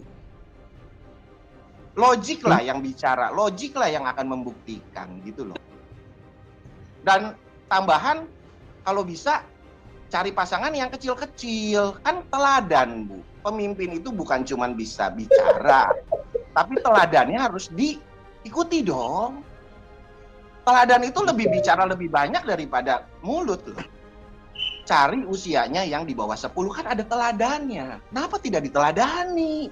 Dan kalau punya anak yang di bawah 10 tahun, segera Bu dinikahkan. Sama yang umur 40, kan teladannya begitu, Bu. Itu sunnah kan, bukan wajib kan? Najis. Harus begitu dong, harus murni dong, kan menyempurnakan. Mau sempurna apa enggak pertanyaannya? Lah kalau mau sempurna nggak diikutin, kapan Anda sempurnanya gitu loh. Ya itu aja ya yang saya bisa sampaikan, teman-teman. Terima kasih teman-teman. Terima kasih Bu Sofi, Pak Kodek. God bless. Ya. Lanjut, Bu Sofi, masih ada yang mau disampaikan? Sampai Ya, ke menurut saya akar-akar. ya teman-teman kita nanti kita akan diminta untuk ngajar di kumpulan pastor-pastor ya. Mungkin nanti sang penggugat akan diminta materinya. Cuman untuk Mr. Apologet, saya rasa materi kamu kan cukup berat. Itu harus orang yang sudah baca buku-buku Islam ya. Kalau yang baru mulai belajar Islam, dengar Lailatul Qadar aja nggak pernah, dengar hadis aja baru sekali, itu agak susah dengan materinya Mr. Apologet ya. Tapi saya mau itu diajarkan lagi Mr. Apologet supaya kita juga makin memahami ya. Oke Bu Sofi. Sorry, saya ambil jalan pintas karena apa? Karena buat saya, kalau saya harus membaca semua buku tafsir dan buku-buku muslim, itu wasting my life ya. Itu buang-buang waktu saya. Jadi kalau kamu sudah baca bukunya Islam, itu udah kamu persarinya, ajarin kita lagi ya supaya kita makin mengerti. Video yang kemarin akan saya keep di Al Hayat, itu bagus sekali ya untuk pengajaran. Tetapi kalau saya begitu teman-teman, kalau ada orang yang udah baca, diambil sarinya, ngapain kita baca lagi, benar nggak? Buku tafsir mereka begitu banyak, itu mah buang-buang waktu hidup kita, benar nggak? Mendingan gua nonton film daripada ngabisin waktu buat baca bukunya Islam ya. Oke. Jadi saya kasih ini dulu ya, apa namanya? Bikin klaim dulu bahwa ketuhanan kita Kristen dengan Islam itu buat saya tetap berbeda ya. Sekalipun saya menggunakan referensi-referensi itu hanya untuk membuat mereka mengerti bagaimana konsep ketuhanan dalam Kristen. Ya. Supaya mereka paham apa itu maksudnya Tritunggal itu. Tritunggal dalam pikiran mereka kan selalu mikirnya tiga bilangan gitu kan. Tiga Allah gitu. Nah, makanya saya menggunakan terminologi Islam itu buat supaya mereka paham gitu bahwa Esa itu Esa yang bagaimana buat Islam gitu, Pak. Ya. Jadi kalau tadi mereka ditanya juga bingung sendiri kan Esa? Ya iya, memang mereka nggak paham Esa yang bagaimana gitu kan.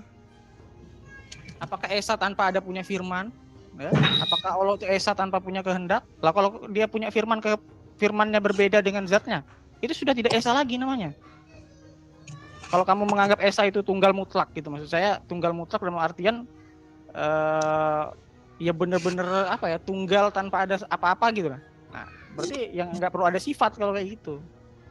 Kalau gitu Islam harus kembali kepada Mu'tazilah yang menolak sifat-sifat Allah. Karena bagi Mu'tazilah kalau kamu percaya ada sifat Allah, berarti sudah tidak satu lagi itu namanya, gitu loh.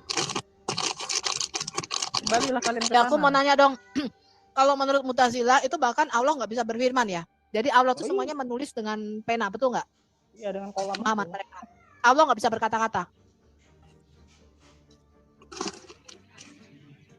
Karena waktu itu pas Pak Ibnu Kalam itu kan Mu'tazilah.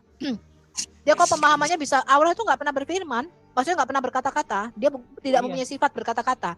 Dia hanya menulis pakai pena. Pak Bom aja dia bilang Quran itu makhluk. Ya Mu'tazilah berarti. Iya Mu'tazilah, dia Mu'tazilah, Quran itu makhluk, iya. Dan dia mengatakan Allah itu kan mengajar dengan pena, jadi dia tuh bisanya nulis, tapi ngomong nggak bisa. Betul. Karena mereka tuh mau menjaga satunya Allah itu tidak ada apa-apa yang tidak ada sifat. Satunya gitu. Allah ya satu biji bolpen. Lah lebih parah lagi si Anas. Aku kan bilang ya namanya firman itu ya Nas, itu bukan perkataan a i u e o, itu logika, akal budinya Allah, nalar ilmu pengetahuannya Allah. Terus aku tanya, Allahmu punya akal budi nggak? Nggak punya. Kalau Allah nggak punya akal budi. Kok goplak dong Allahmu. Dia punya logika. Makanya katanya Yohanes Damaskus kan dia kebetulan hadir di abad ke-7. Kemungkinan waktu itu teologinya Mu'tazilah. Makanya dia bilang apa? Kalian itu memutilasi Allah karena kalian katakan Allah pernah ada tanpa firman dan rohnya. Ya kan? Iya, jadi saya setuju ketika tadi saya mengajarkan Trinitas ya. Teman-teman Kristen itu kalau kita bicara definisi Trinitas itu Allah, firman dan rohnya atau Bapa, firman dan rohnya. Ya, 1 Yohanes 5 ayat 7 dan 8. Jangan ngomong Tuhan Allah, Tuhan Bapa, Tuhan Putra, Tuhan Roh Kudus. Ya, nanti Bapa bukan Roh Kudus bukan Roh Kudus bukan anak bukan Bapa. Itu bingung, teman-teman. Ya. Saya rasa intelektual bapak-bapak gereja kita, kalau kita melihat buku-buku apologet mereka ya, pembelaan imannya itu bagus-bagus sekali loh. Saya aja kagum, gila. Pemikiran mereka sangat dalam. Ya, jadi sama seperti tadi Yohanes Damaskus. Ya, Allah, Firman dan Rohnya itu definisi Trinitas yang tepat. Jangan nanti ada Allah Bapa, Allah Putra, Allah Roh Kudus. Mereka akan berkeluh ada 3 Allah gitu loh. Ngerti nggak teman-teman? Ketika kita menjelaskan itu. Ya, makanya kita harus bedakan penjelasan Tritunggal ontologis dengan Tritunggal ekonomis. Nah, kalau ekonomis itu dalam istilah Islam itu namanya sifat fi'liyah, sifat perbuatan. Ketika Allah berinteraksi dengan makhluknya, bagaimana? Nah, itu kan dia melalui apa? Mereka kalau berbicara harus melalui tabir. Nah, pertanyaannya, kalau tabirnya sekarang manusia, tabernakelnya manusia, boleh tidak? Oh, walau alam bagi mereka. Nah, gitu kan? Tabernakelnya kayu. Tabernakel tabirnya kayu boleh. Pak Dani kan bilang kemarin Allah berbicara tabirnya apa? Kayu. Jadi dari kayu itu keluar suara. Serius dia bilang gitu? Loh iya. Tabernakelnya bukan tabernakel, tabir. Allah. Tabirnya Allah itu Allah berbicara tidak langsung, harus melalui tabir. Nah, tabirnya apa? Kayu, Pak Dani. Boleh kayu nggak? Kayu boleh. Waktu bicara sama Musa kan lewat kayu. Jadi sebatang kayu. Jadi tabirnya itu kayu. Gitu ya. Jadi ada papannya ya. Ada pembatasnya gitu. Jadi harus ada pembatasnya gitu. Nggak bisa langsung gitu. Nah, sekarang kalau tabirnya itu manusia kok nggak boleh gitu loh. Tabirnya kayu boleh. Kalau saya ya, pengalaman saya diskusi dengan Muslim, yang pertama tadi dalam menjelaskan Trinitas itu saya membedakan Trinitas, Kristologi. Ketika bicara firman jadi manusia itu nanti. Ketika kita bicara Trinitas, iya, hanya bicara Bapa, Firman dan Rohnya satu yang esa, sehakikat. Udah itu bisa dibedakan, tidak bisa dipisahkan. Saya stop sampai di situ. Jangan kau tambah-tambahin lagi ada Allah Putra, Allah Roh Kudus, Allah ini nanti ketika Yesus dibaptis. Jangan, itu buat mereka bingung. Ya, itu nanti ketika kita belajar Kristologi, ketika kita belajar firman jadi manusia. Tapi definisi Trinitas stop sampai di situ. Ya, Allah yang esa, di dalamnya terdapat firman yang kekal dan roh yang kekal, bisa dibedakan, tidak bisa dipisahkan. Simple. Sebenarnya sangat simple. Nah, kebanyakan orang Kristen menjawabnya 3 in 1. Jadi saya ngajar di beberapa gereja, ketika saya tanya apa itu Trinitas, mereka selalu 100% nih, almost 100%. Saya tanya sama jemaat, apa itu Trinitas? Mereka akan selalu menjawab 3 in 1. 100% jawabannya 3 in 1. Saya bilang 3 in 1 itu Torabika, saya bilang. Itu shampoo. Mereka ketawa. Iya Bu Sofi. Saya waktu ngomong begitu sama Muslim bilang, lah itu kan Torabika shampoo, kata kita. Bukan masalah kok 3 in 1, dia bilang. Nah, ini yang kita ajarkan kepada dia. Yang kedua, itu yang saya cermati dari perdebatan saya dengan Muslim selama 5 tahun. Yang kedua adalah mereka itu tidak tahu tujuan awal Allah menciptakan manusia. Ya, itu betul juga. Di dalam Quran, iya, mereka nggak tahu. Di dalam Quran, keselamatan itu hilang, mereka tidak ada itu konsep keselamatan. Betul. Surah 56 ayat 51, tidaklah kami menjadikan manusia dan jin kecuali untuk menyembahku. Makanya selalu mereka bertanya, di mana Yesus berkata, akulah Allah, sembahlah aku. Ya enggak?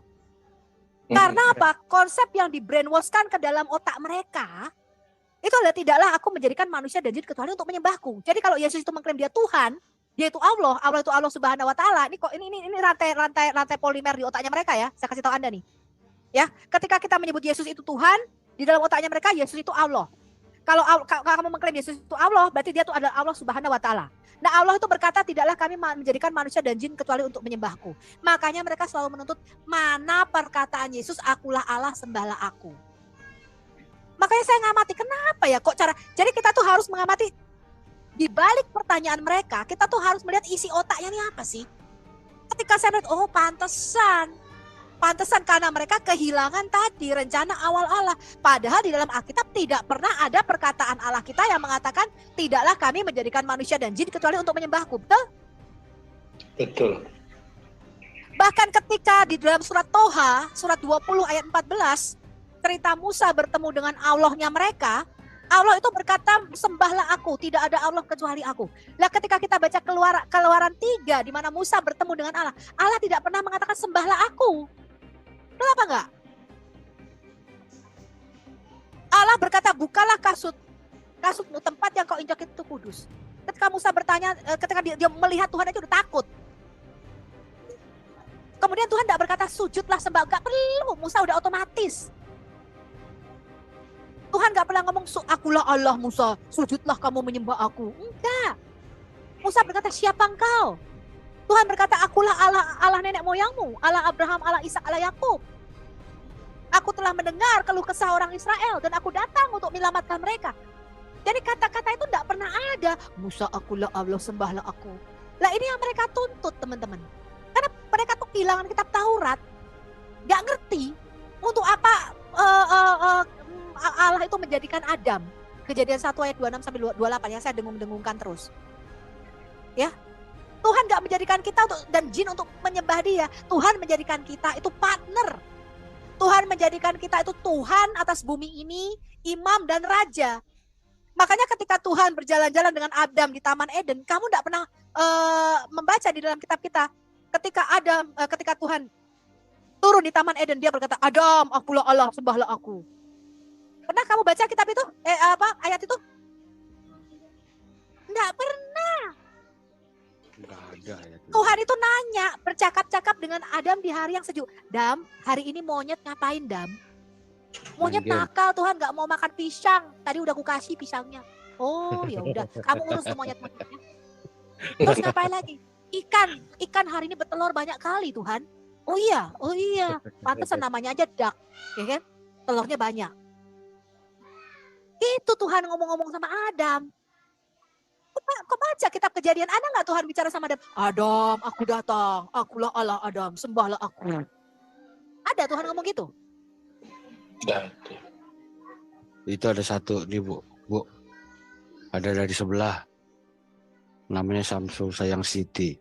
Tapi audionya nggak ada, gimana itu?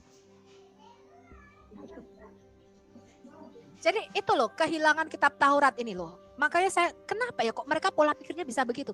Karena di brainwash dari kecil, tidaklah kami menjadikan manusia dan jin kecuali untuk menyembahku. Saya tanya di TikTok sama semua orang muslim, jawabannya sama. Betul Bu Sofi. Memang Allah itu tidaklah menjadikan manusia dan jin kecuali untuk menyembah Dia. Makanya dia terus-menerus apa? Sujud, sholat, sampai jidatnya hitam. Kamu kalau tanya sama Pak Dani, apa penemuan Islam? Pak Dani, itu nggak penting, itu duniawi. Yang penting itu sholat, nanti mati masuk surga, di bawahnya ada sungai-sungai mengalir. Kamu tanya muslim kalau nggak percaya. Si Iwan itu loh, tujuanmu apa? Masuk surga dengan sungai-sungai mengalir di bawahnya, dengan piring-piring dari emas, dengan bidadari-bidadari berdada montok yang ada di dipan-dipan. Betul? Iya. Iya, itu tujuan mereka. Lah Tuhan enggak, di kitab Wahyu ngomong apa? Engkau telah membeli kami dari segala suku, lidah, dan bangsa dan bahasa. Untuk apa? Engkau menjadikan mereka suatu kerajaan. Kita dijadikan raja. Untuk memerintah sebagai imam-imam dan memerintah sebagai raja di bumi. Betul? Ya. Ini mereka nggak terima. Karena konsep agama itu adalah promosi surganya masing-masing. Kemarin ada orang Buddha masuk ke TikToknya Mikana, dia berkata, kenapa saya meninggalkan Katolik apa Kristen ya, saya lupa. Ada 26 surga. Karena ada 26 surga. Kalau tempat Bu Sofi kan cuma 1. Saya 26, Bu. Lah saya bilang kenapa? Karena kamu bacanya nggak tuntas. Tujuan agamawi memang surga. Tapi Alkitab tidak pernah mengatakan kita diciptakan untuk surga. Ketika Yesus berkata, aku pergi kepada Bapa, aku menyediakan tempat kediaman bagimu. Itu dia tidak bicara rumah. Dia bukan bicara a place yang kalau dibayangkan, oh nanti rumahku di surga itu kayak istana ya Tuhan. Lantainya marmer, terus dipan-dipannya itu penuh dengan bantal-bantal empuk. Bantal-bantal empuk, ada kulkasnya, ada ovennya. Karena aku suka masak, ya kan? Pasti ada ovennya di surga nanti rumahku. Tuhan nggak bicara itu. Yang dia bicara itu tubuh kemuliaan. Oiketerion. Oiketerion itu adalah tubuh, artinya tempat kediaman yang di surga. Dia bicara 1 Korintus 15. Kemuliaan matahari itu beda dengan bulan, kemuliaan bulan beda dengan bintang-bintang, dan kemuliaan bintang-bintang yang satu beda dengan kemuliaan bintang-bintang yang lain. Itu bicara tubuh kemuliaan tempat rohani kita di surga. Bukan bicara rumah dengan sofa dan dipan-dipan empuk. Ngerti ya? Ngerti ya? Makanya Rasul Petrus mengatakan ada Yudas mengatakan ada malaikat-malaikat yang meninggalkan tempat kediaman. Itu bukan rumah. Itu bicara mereka meninggalkan tubuh rohaninya. Mereka menggunakan tubuh jasmani sehingga mereka tuh karnal. Mereka berbuat dosa di Kejadian 6. Tempat kediaman itu bukan bicara rumah. Tempat kediaman itu bicara tubuh. Makanya makhluk surgawi itu punya tubuh namanya tubuh rohani. Kita ini punya tubuh namanya tubuh jasmani. Dan tubuh kita ini disebut bait Roh Kudus. Itu tempat tinggalnya Roh Kudus. Ya. Bukan bicara bangunan. Bahkan bait suci yang sejati itu bukanlah yang ada di Yerusalem, melainkan Yesus Kristus itu sendiri dengan tubuh kemuliaannya. Makanya Yesus berkata, kalau kamu meruntuhkan bait suci ini, aku akan membangunnya dalam 3 hari. Betul? Iya, betul. Orang bilang, loh kita bangun bait suci ini 46 tahun nenek moyang kami. Kok kamu bisa bangun dalam 3 hari? Dan ketika dia bangkit dari antara orang mati, maka taulah murid-muridnya bahwa yang dimaksud dengan bait kudus adalah tubuhnya sendiri. Jadi bait rumah itu bukan bicara nanti di surga aku miskin di dunia, rumahku gubuk, tapi di surga aku punya istana. Bahkan ada yang ngimpi loh, istana saya tahu nggak Bu Sofi, saya sudah dapat penglihatan. Istana saya itu nanti deket tempat tinggalnya Nabi Daud. Oh haleluya. Saya sudah diperlihatkan rumah saya di surga. Oh ya? Ya, rumah saya di surga itu dekat dengan tempat tinggalnya Nabi. Satu kompleks. Tapi Alkitab tidak berkata demikian.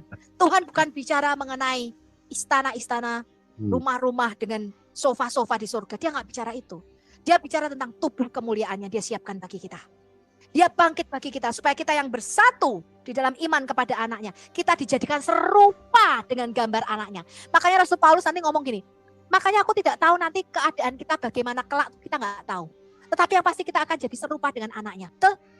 Dia maksudnya gitu, tubuh kemuliaan nanti kita yang akan kita pakai. Ini yang jasmani ini loh. Yang karnal, yang bisa sakit, bisa mati, bisa gendut ini. Itu nanti akan jatuh ke tanah dan fana mati jadi debu, dimakan cacing. Tapi aku tidak tahu keadaan kita kelak nanti seperti apa. Ketika kita dibangkitkan dengan tempat kediaman yang baru. Yaitu tubuh kemuliaan. Tubuh yang baru serupa seperti Yesus. Itu eksegesis yang benar. Bahkan ada yang ngayal ya itu tadi. Saya dengar banyak loh. Saya sudah ke surga. Saya sih nggak pernah ke surga ya teman-teman ya. Memang saya sampai seumur hidup belum pernah dibawa ke surga. Tapi ada ya. Saya mendapatkan penglihatan Bu Sofi. Saya sudah dilihatkan rumah saya di surga. Oh ya. Satu kompleks dekat dengan istananya Raja Daud. Oh ya. Ya. Tapi nanti semegah-megahnya istanamu di surga, kamu dikembalikan lagi ke bumi yang baru. Betul? Nah, itu dia. Karena rumah kita di bumi yang baru. Ya, saya kemarin ketemu dengan kakak rohani saya, kita selalu ngobrol firman. Dia bilang, Sof, tidak banyak orang yang tahu bahwa tujuan Kristen itu bukan surga, tapi Yerusalem baru. Aku baru tahu ketika orang mau mati, dia berkata sampai jumpa ya di Yerusalem baru. Karena tujuan kita adalah langit yang baru dan bumi yang baru. Betul aku bilang gitu. Itulah yang aku ajarkan pada teman-teman. Karena mereka tuh pikirannya tuh, Kristen tuh, kamu lihat deh agama-agama, kan selalu menghayal tentang surga, betul? Bahkan di Buddha ada 26 surga loh, lebih hebat loh. Makanya saya tanya, surga pertama, kedua itu hebatnya apa? Ayo, benar yang dikatakan Bu Sofi. Ayo agama Buddha dengerin ini. Saya juga dari Buddha juga murtad nih. Jangan Nah, saya tanya Pak Henry. Kemarin ada yang promo, saya keluar dari Kristen karena surganya cuma 1, di Buddha surganya 26. Iya, 27, itu saya tanya. 26 tingkatan, Bu. Menurut ajaran Buddha Gautama. Apa itu? Kemarin dia nggak bisa jelaskan. Banyak, Bu, tingkatan seperti kayak tingkatan Brahma, segala macam yang dimaksudnya banyak banget. Dan aku juga kayaknya nggak care banget. Ayo, bagi agama ya, Buddha dengerin. Saya cuma tanya, gini loh beda nih. Kan dia mengatakan itu ada kompleks-kompleksnya. Oh, ada perumahannya Pak di sana. Oh iya, itu imajinasi dia, Bu. Iya, makanya saya tanya, siapa yang pernah lihat nih surga 26? Saya percaya Yesus karena Yesus itu turun dari surga. Karena itu jadi dia tahu banget. Karena itu dikisahkan dalam Tripitaka bahwa Buddha itu sendiri udah melalui tingkatan-tingkatan seperti itu. Tapi who know, nggak tahu. Siapa yang bikin juga nggak tahu gitu loh, nggak jelas. Ya saya tanya, misalnya saya suka berenang. Kan satu komplek dong dengan orang-orang yang suka berenang. Mungkin surga tingkatan berapa yang ada kolam renang. Dia ngomong begini Pak, saya bilang, jadi surganya 26 ya, itu bisa milih. Iya Bu Sofi, bisa milih. Ibu mau masuk yang berapa? Oh, bisa milih. Lah yang kira-kira yang ada kolam renangnya yang paling luas di mana? Surga tingkatan berapa ini? Saya bilang gitu. Soalnya nanti saya salah masuk komplek kan repot, bener enggak? Itu kalau salah masuk surga, itu kira-kira bisa keluar pindah tingkatan enggak, Pak? Maksudnya pindah ke toko sebelah?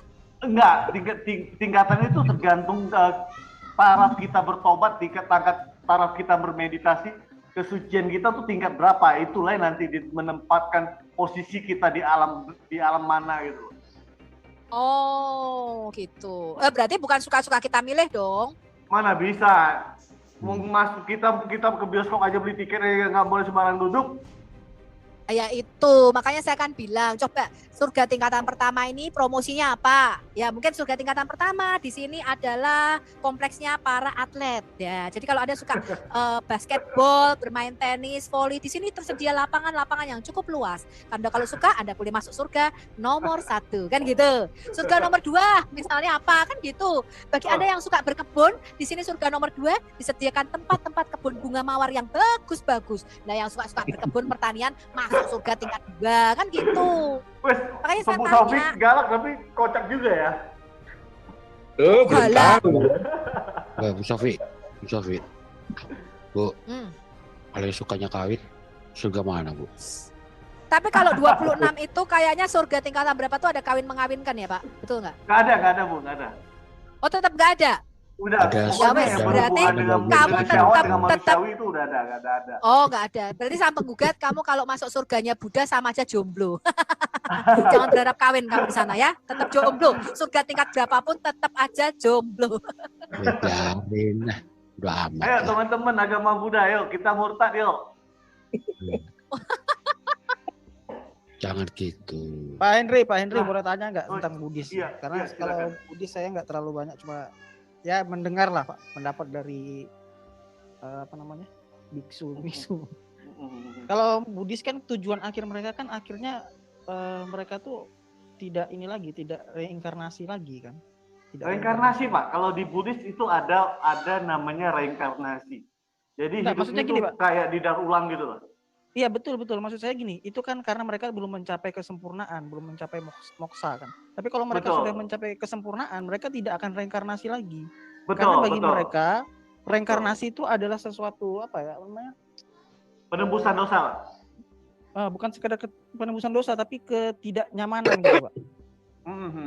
Bukan kebahagiaan tertinggi gitu dalam hidup. Iya, betul. Jadi kalau sudah tidak reinkarnasi berarti kita sudah tidak merasakan sakit lagi, maksudnya mereka. Ya ibarat kalau sampai tidak ada reinkarnasi itu kayak sang Buddha lah. Sang Buddha Gautama lah. Karena semua mereka kan tujuannya kan menjadi Buddha semuanya, tidak keabadian, reinkarnasi lagi. Iya. Betul sekali. Nah, sedangkan surga dalam Buddhis itu kata mereka itu adalah tempat para dewa-dewa. Nah, dewa-dewa ini beda lagi dengan orang-orang yang sudah jadi Buddha.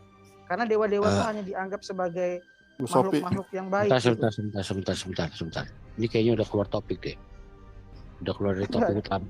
Ya. Bu Sophie. Ini nanya Budi sedikit aja sih. Ya nanti aja itu nanti lagi. Ya, nanti aja tuh. Mau nanya dong.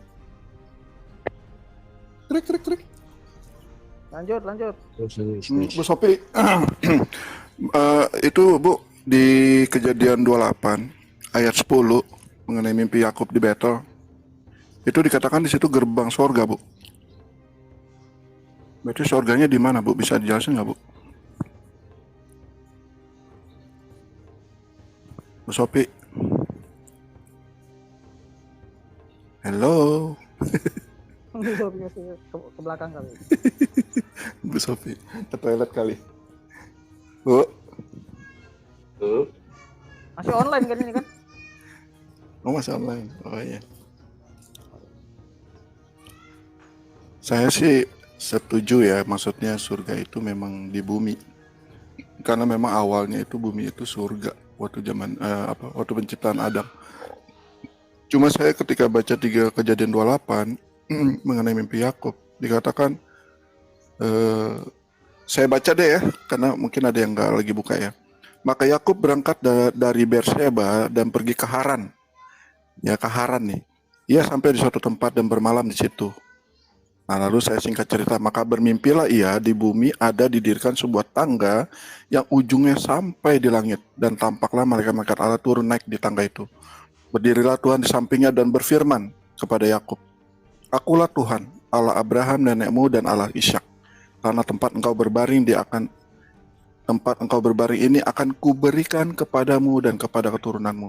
Keturunanmu akan menjadi seperti debu tanah banyaknya. Lalu saya singkat, sesungguhnya aku menyertai engkau dan aku akan melindungi engkau kemanapun engkau pergi. Dan aku akan membawa engkau kembali ke negeri ini. Sebab aku tidak akan meninggalkan engkau, melainkan tetap melakukan apa yang kujanjikan kepadamu. Jadi akan kembali lagi ke tadi dikatakan apa? Haran. Nah, ketika Yakub bangun dari tidurnya berkata, ya, sesungguhnya Tuhan ada di tempat ini dan aku tidak mengetahuinya. Ia takut dan berkata, alangkah dahsyatnya tempat ini. Ini tidak lain dari rumah Allah. Ini pintu gerbang surga. Haran tuh di Masih. Ada yang tahu nggak? Itu kalau nggak salah di Wahyu juga diungkapkan lagi tuh. Ya gini Bray. Jadi memang surga itu menurut aku sih sebuah keadaan, bukan soal tempatnya. Jadi di mana Allah berada, disitulah surga. Makanya kerajaan surga itu artinya apa? Coba baca kamus Alkitab. Kerajaan surga. Tapi Yakub bilang loh, alangkah dahsyatnya tempat ini. Iya, makanya di tempat itu kan, di tempat mana? Di tempatnya Yakub. Haran.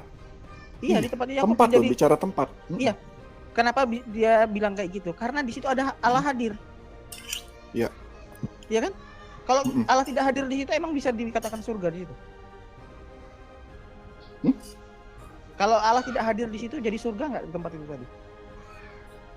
Belum tentu, karena ini dikatakan pintu surga, gerbang surga. Iya, karena ada kehadiran Allah di situ. Jadi di mana Allah berada, makanya saya katakan di mana tempat aku berada, kamu pun berada. Jadi bukan hanya soal tempat ya, bukan berarti tidak ada tempatnya, tapi bukan hanya soal tempat, tapi harus ada Allah di situ. Kalau Yesus tidak ada di situ, ya bagi kita, kamu mau pergi kemanapun kalau nggak ada Yesus di situ nggak ada surga, itu bukan surga. Makanya Yesus katakan datanglah kerajaanmu, jadilah kehendakmu di bumi seperti di surga. Apa maksudnya kerajaan Allah? Pemerintahan Allah. Pemerintahan Allah di bumi maupun di surga. Coba baca kamus Alkitab ya, bagian belakang. Kerajaan surga itu artinya pemerintahan Allah yang hendak dia laksanakan di bumi dan di surga. Jadi kalau Allah memerintah secara penuh di bumi ini, maka bumi ini menjadi surga. Nah sekarang penentang kerajaan Allah itu masih ada, yaitu iblis. Ya, makanya kerajaan Allah itu harus kita sebarluaskan, pemerintahan Allah itu melalui kita memberitakan Injil. Seperti itu. Jadi kalau kita dengan Muslim, apa bedanya surga Kristen dengan Muslim? Karena surga semua agama-agama itu menawarkan sebuah tempat yang indah-indah, yang macam-macam. Tapi mereka lupa bahwa mereka hanya merindukan tempat yang indah. Mereka mengabaikan kehadiran Tuhannya di situ. Jadi kenikmatan tertinggi bagi mereka adalah apa yang Allah berikan, bukan kehadiran Tuhan itu sendiri. Makanya kenikmatan tertinggi Islam apa? Kalau surga-surga, gambaran surga-surga mereka. Bidadari. Nah, gambaran surga-surga seperti itu, penawaran-penawaran seperti itu apa maksudnya? Kenikmatan tertinggi adalah ereksi 70 tahun sambil memandang wajah Allah. Kaget saya. Gitu. Jadi bukan hanya suka ngagetin orang. Bukan hanya soal ini ya, bukan hanya soal tempat, tapi harus Allah itu hadir di situ. Kalau mereka katakan apa namanya? Kayak Aditya ya, saya pernah diskusi sama dia. Kalau kita memandang wajah Allah aja terus, apa nggak bosan? Nah ini menunjukkan bahwa kamu sudah tidak paham konsep surga itu. Ya, kalau masih ada rasa kebosanan di sana, ya kan? Berarti kamu bukan di surga kalau masih merasa bosan di sana. Karena orang yang ada di dalam hadirat Allah, Daud katakan lebih baik 1 hari di pelataranmu daripada 1000 hari di tempat lain. Ya kan? Kalau saya boleh berimajinasi nih ya, Mr. Apologet. Yerusalem baru itu gerbang surganya itu di Betel itu. Ya kalau aku sih masalah surga itu aku nggak mau terlalu ini. Di bumi ya maksudnya. Maksudnya itu banyak penafsiran, tetapi intinya adalah selama Yesus ada bersama-sama dengan kita, itu intinya. Disitulah surga kita. Makanya mereka tuh gini loh, Mr. Apologet, Bre. Mereka selalu tanya, di Kristen surganya bosen, nyanyi mulu. Ya, kapan gua week-weeknya? Gua kan pingin week-week. Nah, itu kenapa? Karena mereka konsepnya tuh surga. Mereka bilang, selama-lamanya masa berzikir. Terus kalau si Aras sama nih, Ngapain kita duduk terus berzikir terus. Kenapa? Itu konsep mereka. Padahal kita itu diciptakan di bumi yang baru. Mereka nggak tahu tujuan Allah menciptakan manusia. Karena itu mereka nggak ngerti kenapa Allah itu jadi manusia. Mereka nggak ngerti. Kenapa Allah nggak mengampuni dosa kita? Kenapa dia harus turun jadi manusia? Repot-repot amat, digebukin katanya. Digebukin sama satpam Romawi katanya. Itu pikiran mereka. Bu Sophie. Ya. Bu Sophie, kan kalau ditanya mereka mana lebih nikmat di dunia ini, beribadah kepada sesembahanmu daripada wik-wik. Mereka akan jawab beribadah paling nikmat. Terus nanti kalau kamu masuk surga, kegiatanmu di sana beribadah atau wik-wik? Wik-wik katanya. Jadi yang paling nikmat di dunia di surga jadi tidak ada. Nah itu, coba lah pikirkan secara maksudnya secara rohani itu apa itu bisa diterima tuh pemikiran semacam itu. Duniawi sekali kan pemikirannya itu kan. Ya, Mr. Apologet, yang gue nggak bisa terima itu katanya ya, begitu lu selesai wik-wik sama satu bidadari lainnya tuh langsung memanggil-manggilmu. Kapan giliran gue dong? 70 tahun lama amat sih lu sama satu orang. Giliran gue kapan nih? Habis selesai, satu lagi bidadari. Kapan giliran gue dong? Lu lama amat sih 140 tahun gila. Lama banget sih nunggunya. Beli ah. Gitu. Ya, mereka juga sering. Terus kapan memandang wajah Allah? Kapan memandang wajah Allah, gue tanya. Nah itu. Gituan sambil mandang kali Bu. Siapa dulu temanku pernah tanya sama Juma kan 70. Bentar Bu. 72 bidadari kata Juma itu kan iming-iming katanya. Iming-iming. Yang benar 100. Bukan, kata mereka itu iming-iming. Jadi seperti anak kecil diiming-imingi supaya taat gitu. Berarti lucu kan, masa firman Allah iming-iming? Kalau 100 bidadari itu kan kata 100 di situ kan kata sifat, bukan kata jumlah. Artinya nilai sebuah pengabdian. Kalau mereka memang real, dadanya montok lagi. Iya, bahkan Uruban Atroba itu disebut pelacur-pelacur surga. Para pelacur. Bayangin. Kalau mereka sering bilang Kristen yang masalah 100 itu Pak Erben, mereka tunjukkan satu saja tafsir Kristen yang mengatakan itu soal menikah di surga. Tidak ada satupun. Nggak usah, kau bilang aja. Kalau benar di surga dikasih surganya kasih 100 kali lipat bidadari, lu kenapa nggak pindah aja? Di sana cuma 72, di sini 100. Banyakan mana? Itu aja udah. Kalau mereka kan jelas ada pengakuan dari ulama maupun tafsir, kan jelas itu maknanya secara harfiah, memang kan gitu. Kalau kita kan tidak ada satupun orang Kristen yang mengatakan itu maknanya secara harfiah itu seperti itu, enggak ada. Mana ini ahli ubi ya?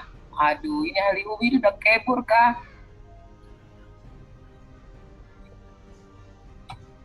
Ini tidak sopan ini ahli ubi ini. Orang lagi diajar dia malah kabur, gimana mau pinter?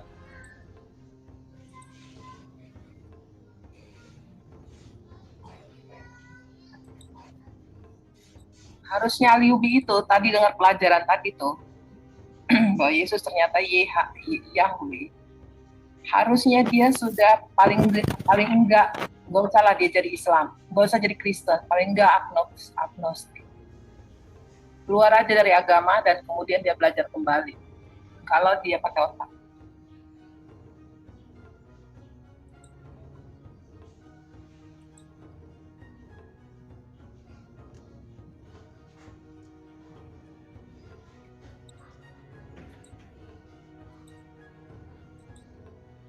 Sayang banget. Kalau si Alex Muslim di surga ada pesawat nggak? Ada. Hawa nafsu jadi Tuhan.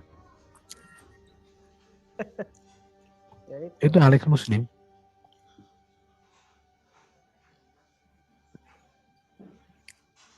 Mau ngapain lagi nih? Kalau ada pertanyaan satu yang masih gua nggak tahu jawabannya. Apa itu? Itu di situ ada pelayan ngapain Pak Erwin? Gimana? Pelayan di surga? Kan kalau katanya ada Pak tinggal mikirin aja Pak, tinggal mikirin keluar. Ping. Iya. 80.000 pelayannya satu orang. Iya, 80. 80.000 pelayan ditambah 72 bidadari. Wah, Kurang nggak enak. ngerti. 80 pelayan. Lendirnya dikumpulin, masukin di petap nanti lah itu. Kenapa ya kalau bahas-bahas kayak gitu, pikiran saya langsung ke itu ya, Alibaba ya, Aladin. Bukan, Nggak ada lendir. Udah nggak ada 80 itu, lendir. kalau 80 itu satu mengurus rambutnya, satu mengurus telinga kiri, satu telinga kanan, satu lubang hidung kanan, lubang hidung kiri, giginya Masih satu yang lebih. sikakin, Masih kukunya itu satu-satu yang ngurus kukunya, kakinya Anunya 20, gimana dong? satu Anunya. untuk lehernya. Jadi 80 itu sudah punya bagian, dibagi-bagi lah. Nah, gini. Satu kilik-kilik pusar. 70 kali 72 mana? Satu cari Kalau kutu. satu cari kutu. Kalau rudalnya itu khusus untuk bidadari. Rudal Allah. Sodomi. Aduh, susah kita ngomong itu, susah bahas itu. Iya. Kayak gitu ya. Ya bersyukurlah kita punya Yesus Kristus, surganya Yesus jadi raja. Amin. Itu aja. Penting sama Yesus. Nah, Soal gimana nanti di Pak Irben. sana itu. Pak Irben denger nggak dari tadi Bu Sofi ngomel-ngomel? Bayangin itu satu bidadari segitu, kalau 72 kayak gitu mati kalau. Ya itulah makanya. Tapi ya itulah kenyataan di dalam ajarannya, kita hargai lah. Tapi ya kalau kalian masih bisa berpikir ya mikir-mikir aja lah. Bu Sofiatul itu bukan bidadari, dia supervisor bidadari dia. Iya, ngeri bah. Mengerikan bah. Itu Hendri. Membagi-bagi bidadari nanti. Kenapa, Bre? Hendri mau ngomong tuh, Hendri. Ya, lanjut. Jadi memang perbedaan firman dalam pemahaman Islam dengan firman dalam pemahaman Kristen itu sangat berbeda sekali. Tapi juga setelah aku amati ya, mereka-mereka itu juga polemikus ini tidak pernah konsisten mengartikan firman. Mereka mengatakan bahwa firman itu perkataan Allah katanya kan. Terus kalau kita baca Quran, di situ bukan hanya perkataan Allah. Bahkan kalau kita melihat proses pewahyuan Quran itu kan sebenarnya kan semua melalui perantaraan Jibril. Memang ada katanya bahwa Allah berbicara langsung kepada Muhammad yang disebut dengan hadits qudsi. Tapi justru hadits qudsi itu tidak menjadi bagian dari Quran, padahal Quran itu sendiri berasal dari Jibril. Jadi bagaimana mungkin lebih tinggi levelnya wahyu Allah melalui Jibril dengan wahyu Allah langsung? Ya kalau aku melihat supaya benar-benar Quran itu perkataan Allahnya mereka, maka hadits qudsi itu. Tapi ya itulah kenyataannya, mau diapakan? Umat Iya. Buddha ini kayaknya kurang lebih deh Pak dengan agama tetangga. Soalnya saya selama ini beragama Buddha, saya nggak pernah baca namanya Tripitaka itu kan 3 kitab. Saya belum pernah baca, belum pernah lihat dan belum pernah baca sampai habis apa sih isinya gitu. Kalau ku dengar dari Munim Siri kan Tripitaka kan itu kan apa dikumpulkan oleh orang-orang Eropa sebenarnya itu kitab. Iya, sama maksudnya ke orang-orang awam seperti kami yang beragama tapi nggak pernah baca itu namanya kitab Tripitaka full. Hanya di Alkitab saya baca sampai tamat. Ya itulah bedanya Pak. Makanya bersyukurlah kita orang Kristen ini Alkitab boleh diterjemahkan. Nah, bingungnya di agama Buddha panglima perang kuangkong gitu loh. Jelas-jelas kalau panglima kalau dia nggak bunuh orang mustahil lah, pasti dia dibunuh lah. Itu aja jadikan juru selamat bagi mereka, minta pertolongan. Nah ada cerita, ada bapak-bapak penyembah kuangkong, anaknya minta motor, dikasihlah motor 1 RX King. Habis itu anaknya kecelakaan. Terus dia marah sama Kuangkong. Kenapa nggak lindungi anak saya? Apa kata Kuangkong? Ya dia pakai motor elektrik, aku pakai kuda. Gimana menyelamati dia gitu loh. Nggak nyampe. Cuman aku heran ya. Berarti kan kalau Buddha ini kalau berdoa kan harus pakai bahasa Pali katanya ya, bahasa India ya. Betul nggak? Maksudnya enggak. Kalau paritanya bahasa Pali, paritanya. Kalau berdoanya enggak, Bu. Oh, pendetanya pakai bahasa Pali itu India berarti? Enggak. Waktu dia mereka membacakan parita ya bahasa Pali gitu. Tapi kalau berdoanya ya seperti biasa. Enggak, bahasa Pali itu bahasa India katanya ya? Ya, paritanya betul. Berarti mereka mempelajari bahasa India kuno ya? Iya, sama dengan tetangga gitu juga nggak ngerti apa sih arti itu, enggak. Pokoknya kita ngapal doang. Oh, jadi Anda juga ngapal doang tapi artinya juga nggak begitu ngerti ya? Insya Allah enggak, Bu.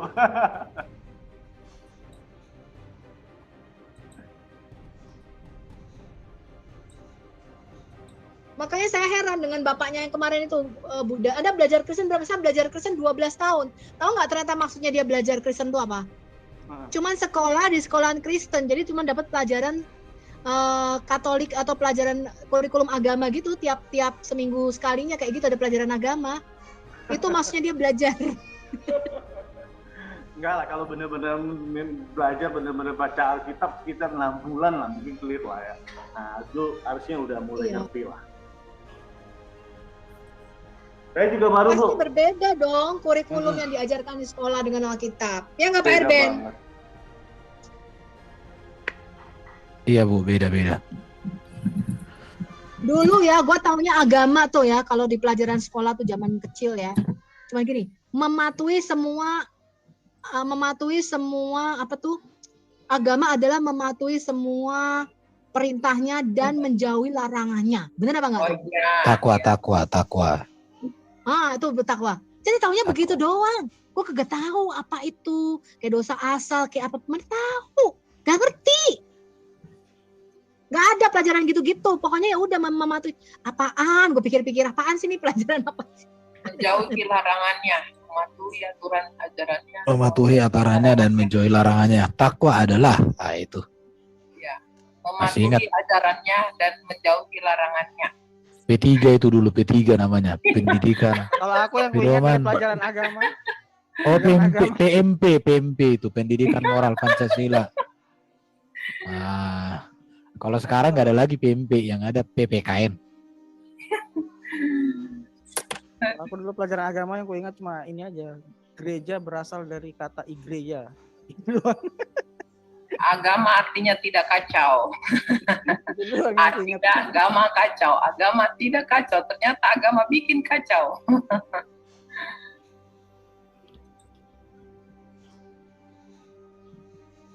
Nah, itulah kenyataannya. Apa boleh buat.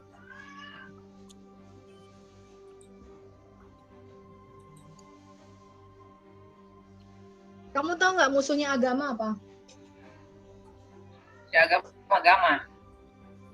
Musuhnya agama tuh blender. Kalau agama kan tidak kacau, kalau blender tuh bikin kacau. Berarti Yubi dong blender. Yubi bikin kacau, bayangin sampai naik tekanan darah gara-gara Yubi. Enggak, cuman gue kesel dijelasin apa itu Alkitab, dia masih nuntut Alkitab itu firman Tuhan. Loh, kalau konsep firman Tuhan itu perkataan langsung dari Tuhan, ya tidak. Alkitab tuh nggak semuanya perkataan Tuhan. Terus dia jawab lagi, terus bagaimana tahu kalau itu diilhami? Itu sama dengan kitabnya doa taknya. Ya makanya gue kesel. Lu kepengen Roh Kudus nggak? Kesel gue. Meta diilhami. Lah lu Qur'annya dari mana tahu tuh ada lebah diilhamkan wahyu, betul nggak?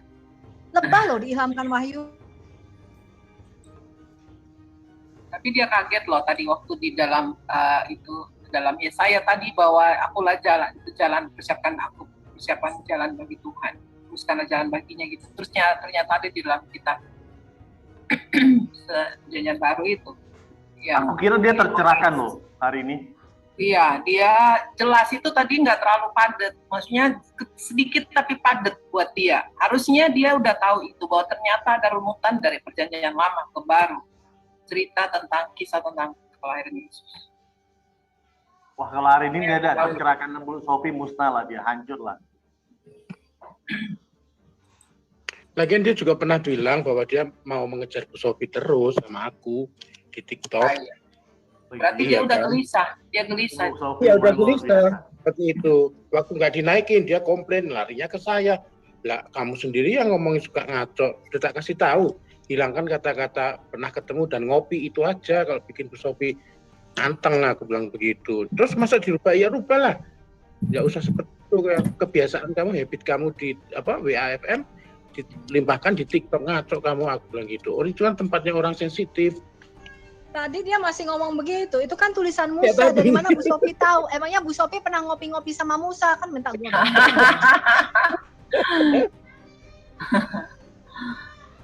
Tapi itu apologetik memang agak kesal dengan bahasa itu sih ya. Banyak yang waktu ada kumpulan di Zoom-nya Bang Ion memang seperti itu yang dibahas.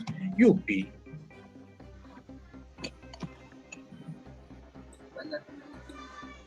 Tapi setidaknya juga dapat privilege kuliah dia. Luar biasa itu. Dia ngomongnya dari mana tahu diilhamkan, itu kan tulisan Paulus. Ya, you lihat dong. Karena memang itu kan penggenapan dari Alkitab Perjanjian Lama. Memang tulisan manusia. Tulisan Paulus, tulisan Petrus. Sofia, ada yang kangen nih. Pintu teater Jo ulang lagi, Bu. Mirip banget, Bu. Kapan kita nonton, Bu? Iya, itu yang diulang-ulang, gua heran. Masa Allah ngomong begini, kami yang mengulang-ulangi membacakan ayat, kan orang bego diulang-ulangin, bener nggak sih? Oh, yang dimaksud oleh Taurat kali ya? Taurat itu ya? Hanya dia salah, mereka salah itu ya? Makanya nggak masuk. Bukan, ada ayat di dalam Quran yang berkata begini, Bu, kamilah yang mengulang-ulangi membacakan ayat Al-Quran kepadamu. Goblok, diulang-ulangi. Kami. Ya itu ya, kayak tadi tuh ayat-ayat apa tuh semuanya. Ada bilang kami, ada yang bilang akulah, dan anukanlah dia gitu. Aku bacanya aja langsung puyeng. Aduh, ini kok mereka bisa baca nih kitab kaleng-kaleng gini ya. Bu Sophie juga senang sekali juga ceritain gini. Benar-benar sampah banget. Ya tadi kan aku kan membuka surat Al-Baqarah. Kalian lihat kan? Pertama cerita macam-macam terus tiba-tiba cerita Adam. Oke lah Adam. Habis cerita Adam dia tiba-tiba cerita Bani Israel zaman Musa. Habis cerita Bani Israel zaman Musa dia tiba-tiba cerita Abraham. Loh, loncat naik lagi tuh ke Abraham. Abraham terus Ismail terus Yakub. Bener kan? Habis itu dia cerita sapi betina. Habis sapi nggak tahu kenapa dia cerita penciptaan. Habis cerita penciptaan dia bicara Isa putra Maryam. Gimana sih ini orang? Kalau ngomong gagu kali ya, nggak urut. Itu kan aku juga pernah baca sekali itu. Aku pernah baca sekali kitab itu. Iya Bu Yulia, itu kayak si Alberto itu loh. Kalau ngomong begitu, tahu nggak lo kalau si Alberto yang si autis itu, emang dia pinter. Tahu nggak ngomong apa? Dia tuh tiba-tiba ngomong sama kita, ngomong nih di Zoom sama kita. Tiba-tiba dia tuh bisa loncat topiknya ke masalah sepak bola. Out of nothing, ngerti nggak sih lo? Iya. Out of nothing, tiba-tiba dia di tengah-tengah pembicaraan kita, itu dia tiba-tiba bisa ngomong, itu dia pukul dirinya sendiri, pak, dia pukul dirinya sendiri, ngomong, ngapain gue tadi ngomong gitu ya, balik, fokus. Jadi dia kalau ngomong begitu, autis. Ya, ada banyak autis yang pinter kan, hiper. Ya, pinter, dia tuh bisa bahasa Arab. Iya, itu autis juga kayak gitu. Ya, itu udah dibaptis Bu, dia udah dibaptis kemarin sama Bom. Oh, itu bagus. Tapi mereka memang kayak gitu ya. Aku pernah baca sekali kitab Maryam kalau nggak salah tuh ya, kitab Maryam.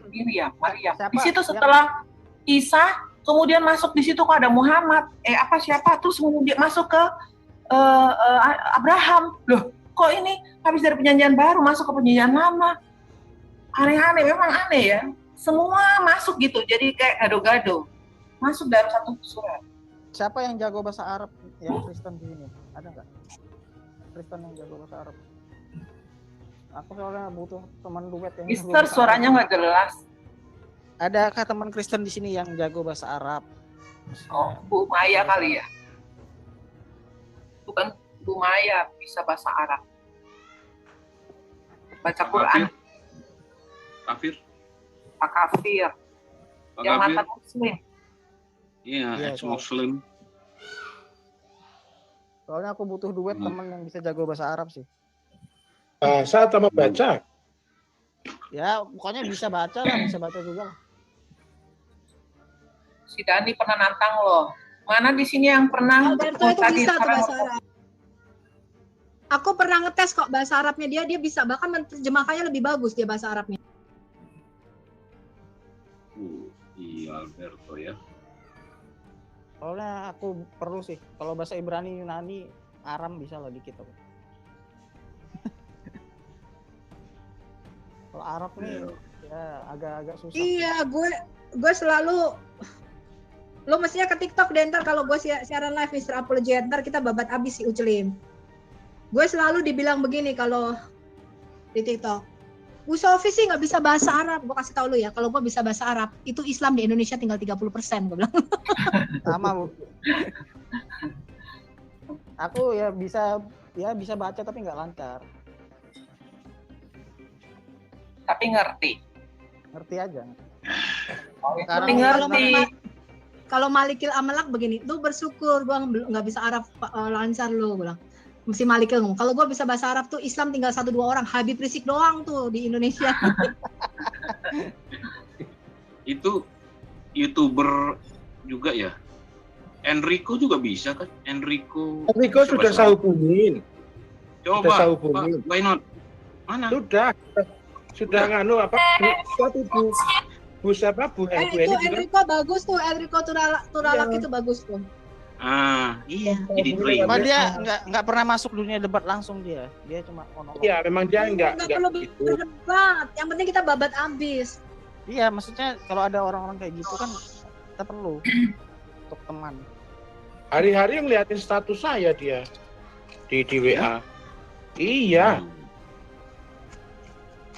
Aku sudah bilang, tapi kok Bu Heni belum menghubungi? Sabar. Kayaknya udah menghubungi, mungkin aku sudah, lagi sudah 2 bulan yang lalu. 2 bulan yang lalu. Terakhir nengok status ya jam berapa? Siapa namanya? Mr. Apologet. Ya. Mereka tahu bahasa Arab juga, mereka ini kok apa? Takia mereka bohong. Ya iya memang. Tapi sekarang zaman teknologi sekarang udah gampang sih, udah banyak interlinear Arab Al-Quran. Iya, waktu di TikTok kan, sampai ini anak pesantren kebetulannya aku debat itu, dia sampai ke perpustakaan loh, mana Bu Sofi katanya nabiku dicekek, baca Ibn Hisham, baca halaman sekian, terus dia akhirnya, iya benar memang, kalau di situ memang dicekek Bu, tapi di tempat lain tuh didekap erat-erat, ya nggak peduli, yang penting dicekek. Dicekek sama Pak Cekek, mana Pak Cekek? Nggak ada. Dicekek sama Bu Cekek.